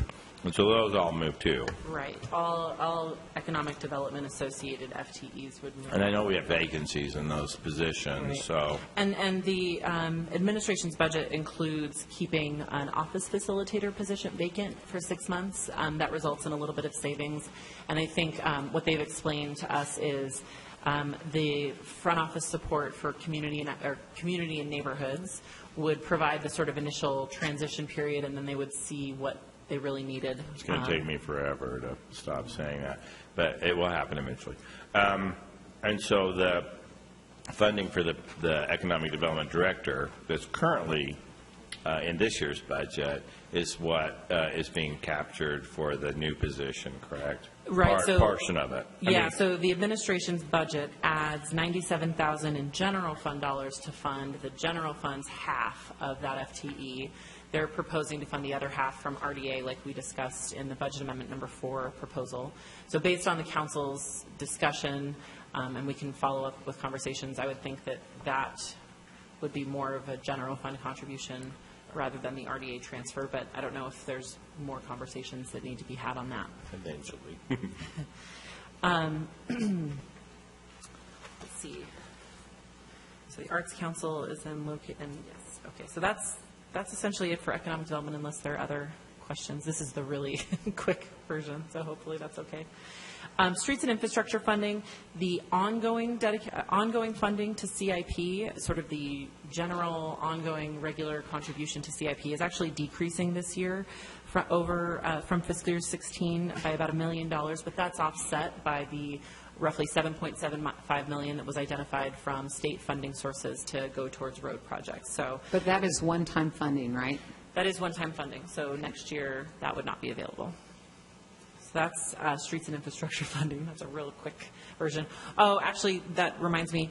Attachment 4 has a list or a breakout of CIP projects, thanks to Ben, who went through all of the CIP projects, including projects that weren't funded, and sorted them by priority area. So you can see very clearly which projects relate to economic development, which ones relate to housing, which ones relate to streets, and then which ones are recommended for funding and not funding. And then you can decide, if more funds need to be allocated to CIP, essentially. And then homelessness and affordable housing, there's nothing sort of specifically called out and added to the budget about homelessness and affordable housing, although there's funding that has continued from the previous year and now the Community and Neighborhoods Department for homeless services. That includes the Wiegand Center and Community Emergency Winter Housing and the VOA detox facility beds. Those funds were all consolidated last year into the then CED budget for that purpose. But there's nothing else specifically called out. Obviously, that doesn't mean that there aren't funds dedicated towards affordable housing. There's still the Housing Trust Fund loan and all that sort of typical stuff in hand that's dedicated to that. So then there's a couple of other things that are called out on other active projects of the council. Do you want me to go through those, or are we pressed for time? Are you okay? Do you want me to go through the other active projects and highlights, or I can stop there and essentially just answer questions if you have any questions? I would like to have you go through those, the active projects. Sorry. Okay. So the first was urban forestry. And the mayor's recommended budget did include a reduction of $80,000 to the urban forestry contract. The council had added quite a bit of money in the fiscal year 16 budget to enhance this priority. So you may want to have sort of further discussions. One of the questions that we're following up on with the administrative staff is exactly what that means in terms of service level and so what that means. So you're looking at what that's cutting? Yeah. Okay. Yeah, and we're going to try to get to a way to articulate, this funding level means this in terms of practical, this many trees, this many trees sprayed, removed, whatever. And hopefully we'll have some answers for you next time. This is just highlighting that you might want to look at it. The next, as a related topic, is parks and turf maintenance. The recommended budget includes a reduction of $82,000 for that item, and we're trying to get some similar kinds of metrics on that. Parking, there's a few things related to parking that were mostly covered by John and Mary Beth, so I won't go into those unless you want me to. And then the police use of force, there wasn't really anything specifically called out in the budget, although the attorney's office budget still contains the line item for outside legal counsel for the Civilian Review Board. Actually, there's a related topic on police, the social workers that were funded in the fiscal year 16 budget. The administration's budget proposes keeping 3 of those vacant for the fiscal year, and essentially that's just to achieve some operational savings. The FTEs still remain, and so what the administration's told us is that if there are ways that they can achieve those savings, they can hire those. But what they recognized was that it's a program that's sort of getting up and running, and so it probably wouldn't be fully staffed right away anyway. So Jennifer, we funded that for this year, and I think they're just barely hiring those positions now. So there should be some savings in this current calendar year. So we might want to look at that, because I think we did them starting, it was part of that package where we delayed this out. Yeah, October. Yes. So we might want to look at that just to see where we are. For fiscal year 16. Great. Okay, and that's it. There's been a few questions about one-time versus ongoing revenues. That's on the next page. There's a chart sort of going through all the one-time revenues and one-time expenses and how those match up, if you're interested. Maybe I'll just leave the rest of it. I have a couple questions, Yeah. Jennifer. I didn't see any budget impact for sustainability. Right. That is all funded out of the refuse fund budget, and maybe, I don't know who is not in the room, she's the expert on it, resident expert on it. But the intention is that it was previously fully funded with the refuse budget. It just happened to live within the Public Services Department. As a new department, it will be funded outside of the Public Services Department, but still within the refuse fund budget. I would imagine there would be some increases relating to salaries and benefits, but those would probably be included or addressed the way that all of the salary and benefit increases are addressed, which is just base-to-base personnel changes. But if you have other, we'll have detail on that in the refuse fund budget discussion. I think it's June 7th is the refuse fund budget discussion. And then a follow-up is, can we get some more information on what's generated the revenue problem at the impound lot?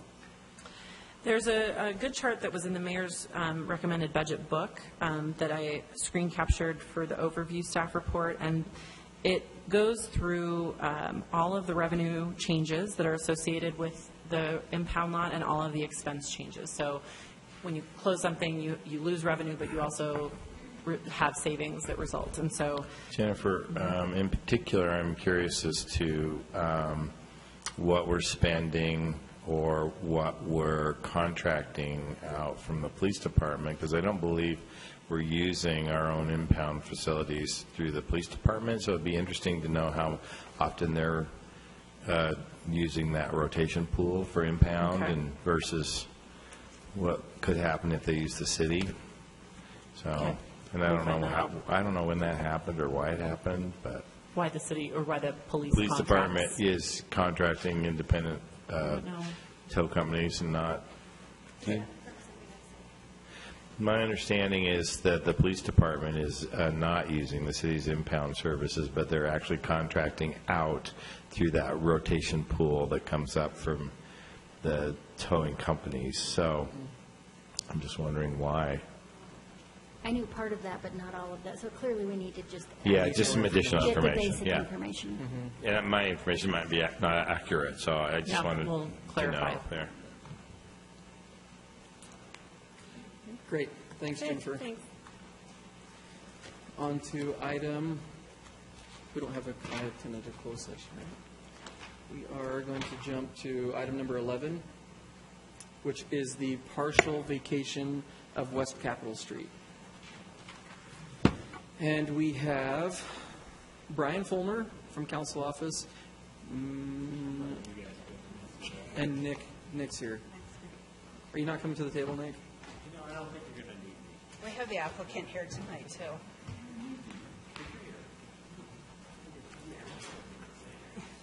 And we have Mary Ann Pinkering as well. Yes. All right. This is a partial street closure and vacation on West Capitol Street at approximately 686 and 690 North. And I will turn it over to Mary Ann to fill in the details. Thank you. As Brian mentioned, this is a partial street closure that was approved as part of a subdivision by the Planning Commission, but the street closure needs to be approved by you. The term street closure in this case is a little deceiving. The right-of-way in this area happens to be almost 50 feet wide. Excuse me. 49, 5 inches. So we're not closing the street. We're actually going to widen the street. It's actually almost 50 feet, just so you were right. Almost. Almost. So right now, the driving surface varies from 13 to 16 feet, and if this was approved by you, the driving surface would increase to 20 feet, and the applicant would be required to put in all the improvements associated with that. The approval of the street closure, the subdivision is contingent upon the street closure, and we did that because we felt that adding the 14 units, we needed to have that wider road so there wouldn't be such an impact on the area. So that's why we tied those two together. And the applicant is here if you'd like to hear from him. So, council members, let's just open it up for questions, see if there are any questions in regards to this.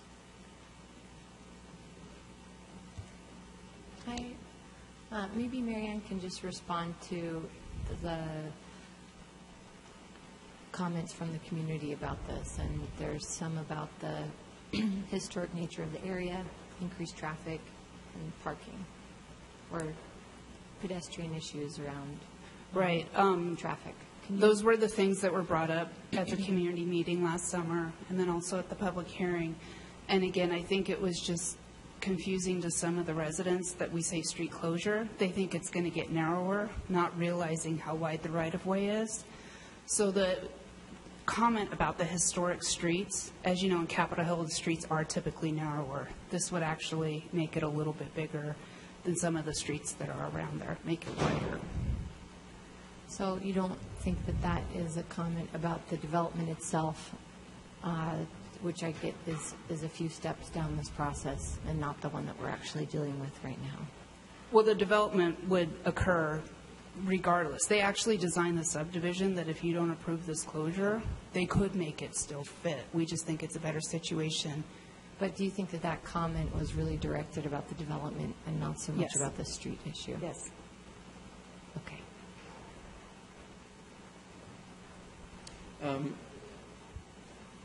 What about the Capitol Hill Community Council? What did they chime in on it or make any recommendations? As Councilwoman Mendenhall just mentioned, they were more concerned with the development on the itself. site. And the development doesn't require any exemptions, modifications to zoning, and it's designed to actually work whether the street's closed or not. Or- Correct. It will be a public street, so they do not need planned development, and the lots will, as they're designed right now, they all meet setbacks and lot dimensions. Okay. All right. That was easy.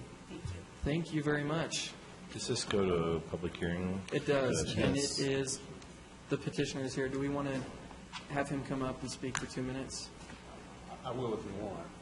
If you'll state your full Sure. name, please. Bruce Beard. I'm actually here as a developer, not usually where I'm a developer's lawyer. We worked carefully with the staff to make sure that everything was designed to comply with the current code and didn't need any exceptions. We've already offered to work with the real property department to determine a way to make sure that some of the compensation that we pay for this road benefits the neighborhood. We're trying to improve it. I've got a meeting on Thursday with the property department to try to talk about ways to use some of the excess fill material that we may have from the excavation to fill what is now a big hole and perhaps turn that into a mutually beneficial park for the area. We're happy to try to do that. We told that to the Planning Commission. The Planning Commission considered everything that was raised, and we appreciated their recommendation. We're happy to answer any questions, but we think this development will be a net positive for the area, and we're going to design it very sensitively and comply with all of your codes. So we're going to set the public hearing date on Tuesday, May 24th? Yes, sir. And then we will hold the hearing, the public comment for Tuesday, June 7th? Right, I understand that. Thank you very much. Great. Right. All right. Thank you. Any questions for the petitioner? No? All right, thank you very much. Council members, you'll see that item number 13, which is the proposed human resource budget, we have changed that to a written briefing, and we're going to go straight into the proposed fleet budget, because Stan and I have a feeling that this might take some more conversation. So, Sylvia Richards is here from council staff. And I saw Greg here, but is he left? Oh, there we go. We have, but you're not at the table, Greg. You are in just in case. Butch? Yes. And Alden Breinholt and Denise Sorensen from the administration.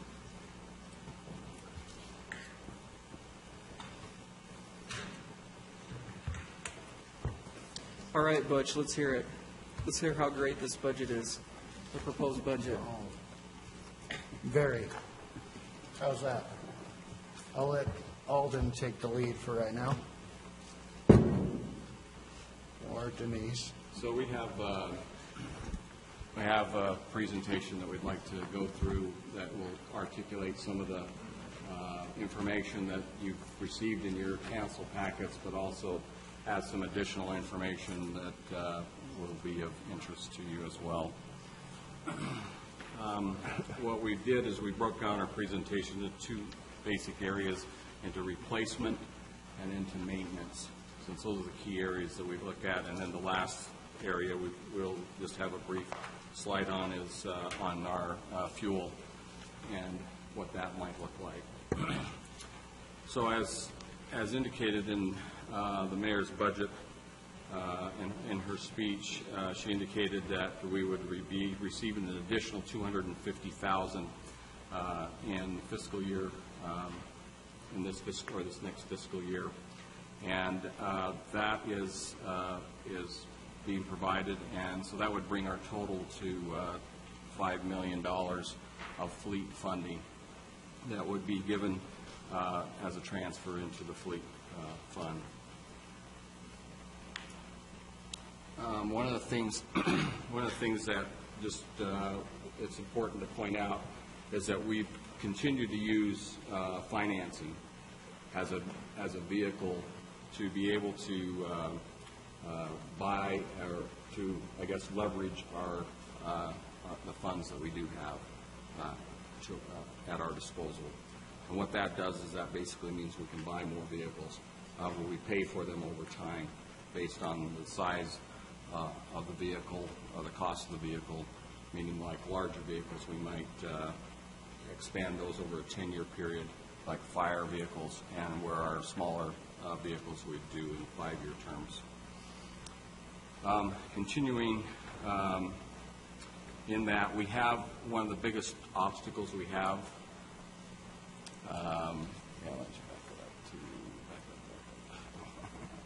One of the biggest obstacles we have is we have,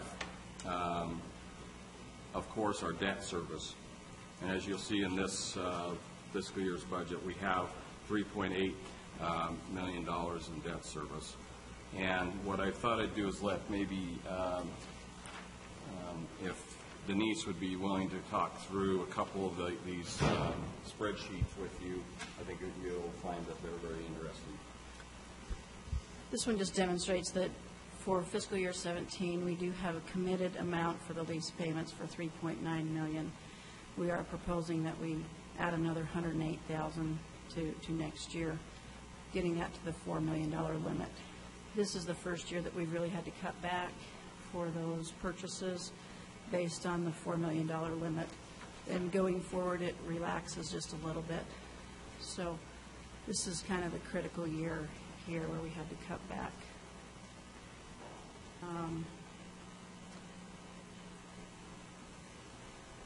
This is another chart here. It kind of talks about in fiscal year 09, we were able to purchase a lot more vehicles with that money than we can now due to a lot of I guess, different factors. Vehicles cost more, the debt service is a lot higher, and so based on fiscal year 09, even though the funding was fairly close to the same, if you focus from fiscal year 9 to fiscal year 17, we go from 117 vehicles to next year 5. 1, because of the debt service limit of $4 million, and 2, because vehicles are more, and I guess those are the two critical factors there. So we're kind of hitting a wall on what our money will do for us. And if I may, the 5 units might be completely different than the 117 units in 2009. 2009 might have been 100 cop cars and 17 dump trucks. In 2017, that same 5 units, same dollar amount, minus debt service, is 1 fire truck, 2 dump trucks, and 2 light-duty trucks. Go ahead, Denise. So I guess as indicated, the buying power has been impacted because, as you know, cost of vehicles are going up all the time, so we can't buy as much.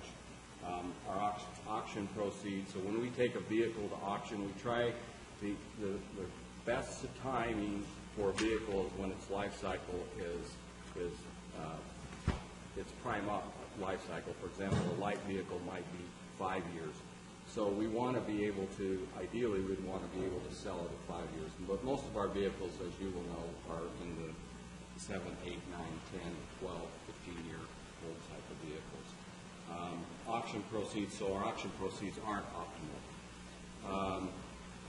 Also, I think it's important that many vehicle classes are aged beyond, as I just was mentioning, their life cycle. And we also have, we're continuing to work at ways, I think Butch can talk to some of this, we're continuing to look for ways that we can optimize our fleet. So we're looking for departments to move to loaner pools. We're asking them to look at their fleet and say, can we reduce our fleet? Do we really need everything that we need, whether it's be equipment or actual windshields of a vehicle? Can they do something different? And we ask those questions each time we come to a new cycle or a new fiscal year. And again, we're pushing the loaner pool because we have a great loaner pool over at the library parking structure. And if there are low mileage vehicles or if there are other vehicles that can be where a person doesn't have to have a dedicated vehicle, we're trying to accomplish that as well. I'd like to touch base on the first bullet point. The city buying power is impacted by the substantial rise in cost of vehicles over the years. In 2008, a police car without being outfitted was $22,000. In 2016, without being outfitted, it's $28,000. With being outfitted in 2008, about that same amount, 22. Whereas now with gateways and software and programs and all of that, now we're looking at a patrol unit for the police department costing $36,000, which directly affects our replacement costs. The last item that Alden had referred to is about us continuing to work with particular departments and using the loaner pool and right-sizing the fleet. We have departments that might be, I need this, I need this car, when in fact, can you use this instead of this?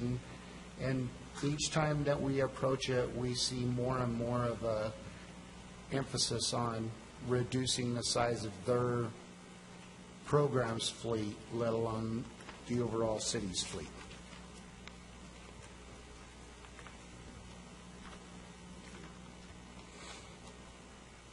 So the slide that you have up on the screen now is one that you've probably seen last year. This basically just demonstrates where we're at with our fleet, just looking at police patrol vehicles and by model year. So the bottom line is model year, number of vehicles is on the axis. And basically we have about 367 of the 474 units that are needing to be replaced during fiscal year 17. And as you can see, we will probably not even be able to touch police vehicles this next fiscal year. But the blue line, vertical blue line, is a line where it's basically a 5-year window that we're saying that we should be replacing our vehicles, especially our police patrol vehicles. So as you can see, all the red are vehicles that need to be replaced. And as time goes along, it will become worse and worse situation for police. This next slide is a slide that demonstrates several things that are going on.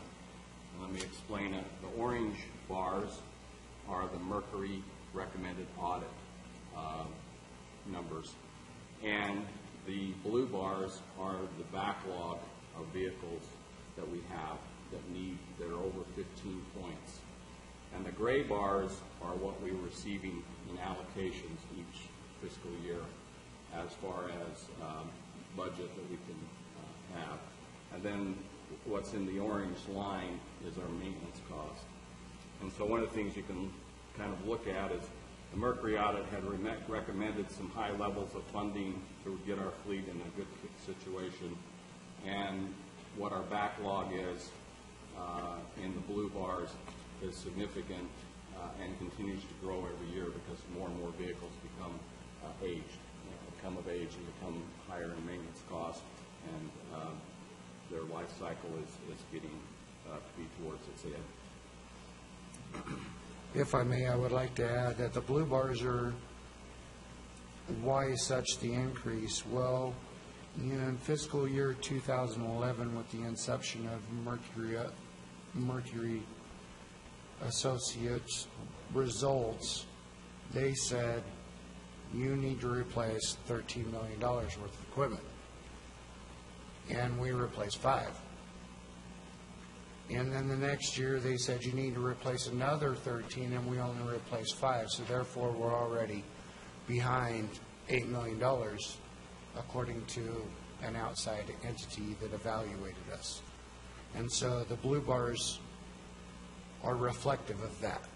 It's a culmination of those 4 years. They only give us a 5-year plan, and figuring that we would be out of that within 5 years, to the point to where we wouldn't see a $22 million need.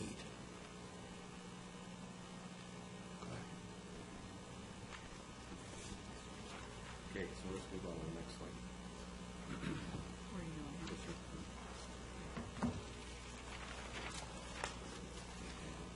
So this slide represents kind of moving from replacement into maintenance.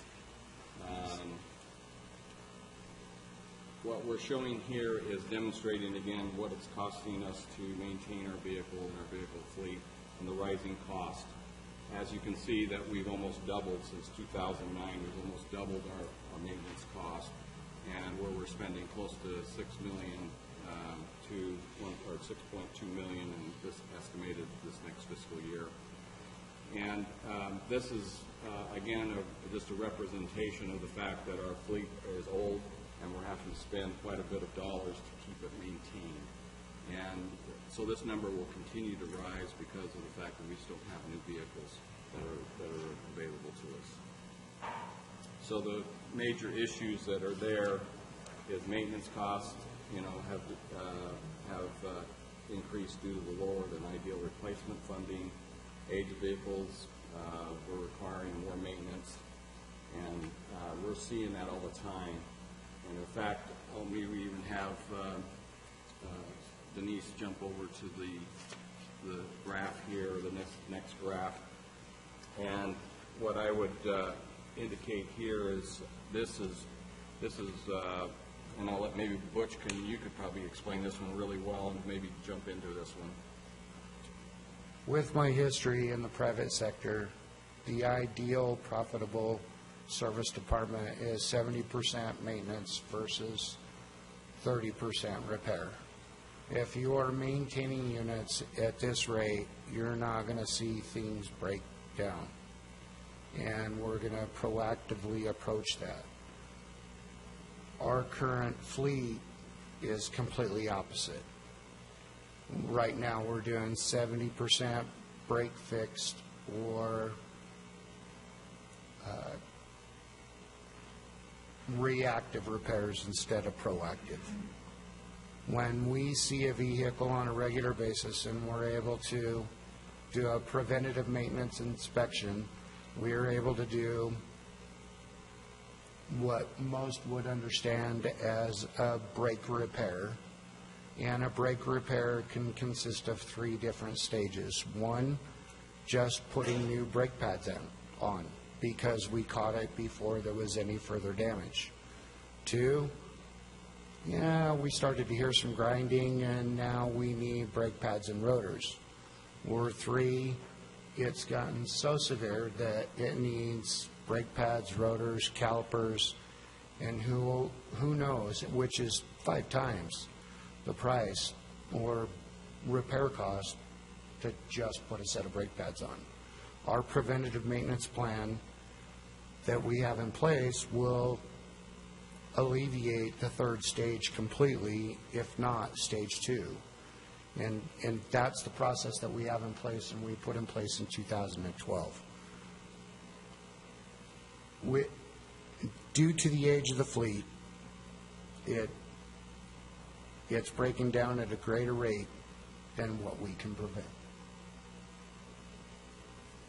So I guess kind of that graph was describing the backlog of preventive maintenance, because we do have a backlog in a preventive maintenance task. And if I remember the numbers correctly, we're up to about 1,000 work orders for preventive maintenance. Yes. So the recommendation that we put forward is to add one additional mechanic trainee. We're currently in overtime right now. In other words, we're doing overtime on weekdays and we do overtime on weekends right now to keep up with the repairs that we have going on.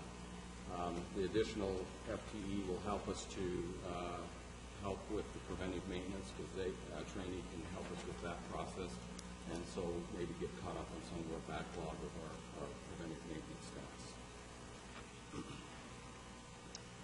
And then the last screen is to talk a little bit about budget projections for our fleet, fuel, and I think this is a good story. I think you should focus on this as being positive in the fact that, number one, our gallons are going down. Number two, fuel prices are going down. And so without those particular metrics, our fleet budget would be much worse than it is. Alden, what Butch says makes me just think that the vehicles aren't on the road. They're so old, they're not on the road. That's why our gallons have gone down. No, I don't think it's quite that bad, but okay. So, and I think the other thing that we have to be proud of on this slide is the fact that we've converted to 100% biodiesels, and we've moved completely away from normal diesel fuel. So I think this is a good. Now, one of the things I'll say as we end is we've been challenged by our mayor and by Patrick to be looking at the fleet budget this year and finding new ways that we can address some of the issues.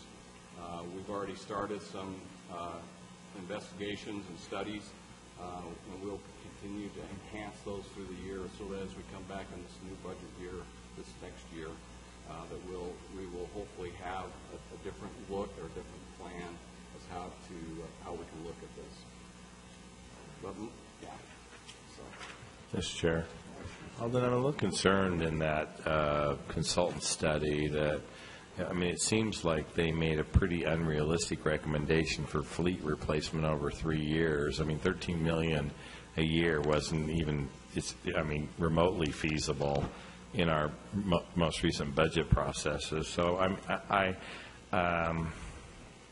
guess I'm just a little concerned that it wasn't a more realistic approach to the current financial situation and how we might replace that. What's your sense of that audit? And a 3-year plan to get out of this situation doesn't seem like a realistic plan. The plan was 5 years, and it originated the audit started in 2009, and they didn't focus on the monies that we would have towards replacement. It was totally focused on what we had. So it started in 2009, so right at the beginning of our recession and our serious budget cuts. Right. So that immediately threw everything off. Correct. Yeah, okay. That makes sense. Thank you. Mm-hmm. We're open to any other. I think the other thing that I would add to that is that because they focused on what our fleet looked like at that point in time, it was easy for them to build a 5-year plan and to articulate what should be, not what was fiscally feasible. Right. So I think that's what you see, why you see the $13 million recommendation. And combine that with a $20 million decrease in revenue, right. 2010. So that, I could see how we didn't hit any of those targets and never recovered, actually. So, okay.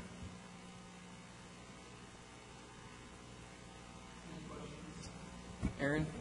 It's incredibly overwhelming. I don't quite know where to begin.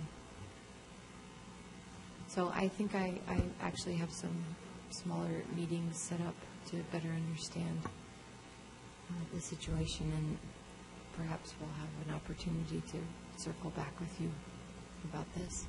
And if we don't, will we actually, Mr. Chair? unresolved issues, is what Cindy says. We can bring it up then. But yeah, I would encourage council members to try and get a real grasp on this, because this is an issue that is not going to go away. It's kind of like golf. That's what it feels like Yep. right now. Just not as Andrew. enjoyable. Well, is the intent of the administration to ask you for a realistic plan going forward to rectify this? And is there a time frame that we're kind of looking at, do you think?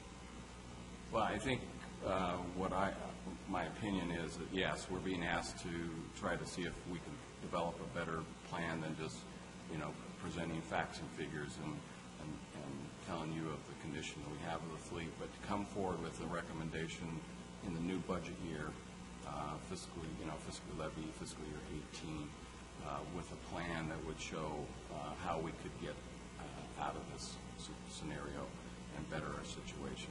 So whether that's a different makeup of financing, whether that's, looking heavily, right now we've been focused heavily on looking at what other fleets do. Is there something we can learn from them? Those kinds of things, and coming forward with a different plan. Alden, when we go through a significant replacement, I'm assuming we finance a huge component of that. And I'm not suggesting we immediately increase our debt service, but is that a realistic sort of option to look at as we're looking at such a significant backlog of replacement? Should we be looking at maybe a creative way to finance some of these replacements? Well, I don't know what I would answer that with the fact that, what can the city tolerate and will it gap?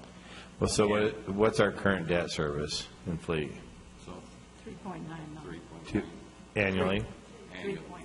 3.9 annually? But I'm imagining, and I don't know how you get there, but if we looked at some repair maintenance cost and figured out if we could shift some of that to a financing debt service, there might be some advantages there if we could do some mixed funding of some one-time money or general fund money and some financing package, because clearly we're spending more in maintenance and repair than we should because of the age of our fleet. So trying to shift some of that expense to replacement vehicles might get something for us, but do you feel equipped to do that kind of analysis? I think we have quite a bit of expertise internal. We may be looking to have somebody like a consultant to come help us, but that we haven't fleshed that out. We haven't fleshed those details out. Thanks.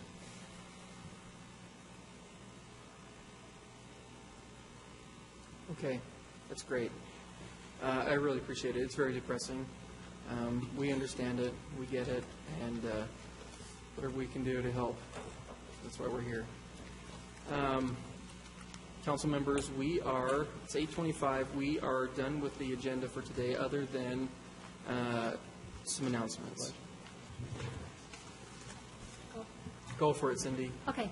The Wasatch Front Regional Council item, you recall that 3 council members were invited to attend and give input at a very critical time. Unfortunately, we didn't mesh all of the schedules together, and 2 of the people who were planning to attend originally are not going to be available because they will be at the Downtown Alliance exploration trip. So, Councilmember Mendenhall, you are not going on the Downtown Alliance, right? I am not. Okay. So, and then the other person not going is? Okay. So, they've invited us to send 3 people. We don't have to send 3. But would either of the other 2 people who are in town like to go? It's from 3 to 5, South Salt Lake City Hall. It's with Wasatch Front Regional Council, and it's to help shape the 2050 Transportation Master Plan. What date is that? It is on May 18th, Wednesday. And it's at 3 to 5? That, yes. Yeah, I won't be able to make that. Okay. Neither can I. Okay, Councilmember Mendenhall is the representative of the council then. The Weekend Center, you have the opportunity, if you'd like to tour their day center, and they would like to see if they could get you into the tour soon. They suggested May 13th, 16th, 24th, or 27th. They will work around your schedules, though. So 2 of our council members have said that they have already had the opportunity to go on the tour, so it wouldn't be everyone. Do you want to just respond to Becky if you are available to do that? Weekend Day Center, the Roman Catholic Church Diocese is inviting you. For what day is that? I'm sorry, they've given you some choices, May 13th, May 16th, May 24th, which is a council meeting day, and May 27th.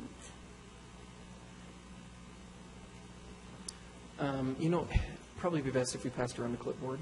Okay. With on that those one. dates. Okay, great. And then I think there was a clipboard on the Downtown Alliance 25th Anniversary Gala. Oh. Oh. Okay. Okay, cancel that. Keep it in mind, though, it's coming up Wednesday, June 15th. Okay. And that's it, council members. This is a great opportunity for us to figure out exactly how the meetings are going to run during the budget cycle. So welcome Andrew and Derek to the preliminary meeting of Budget 101.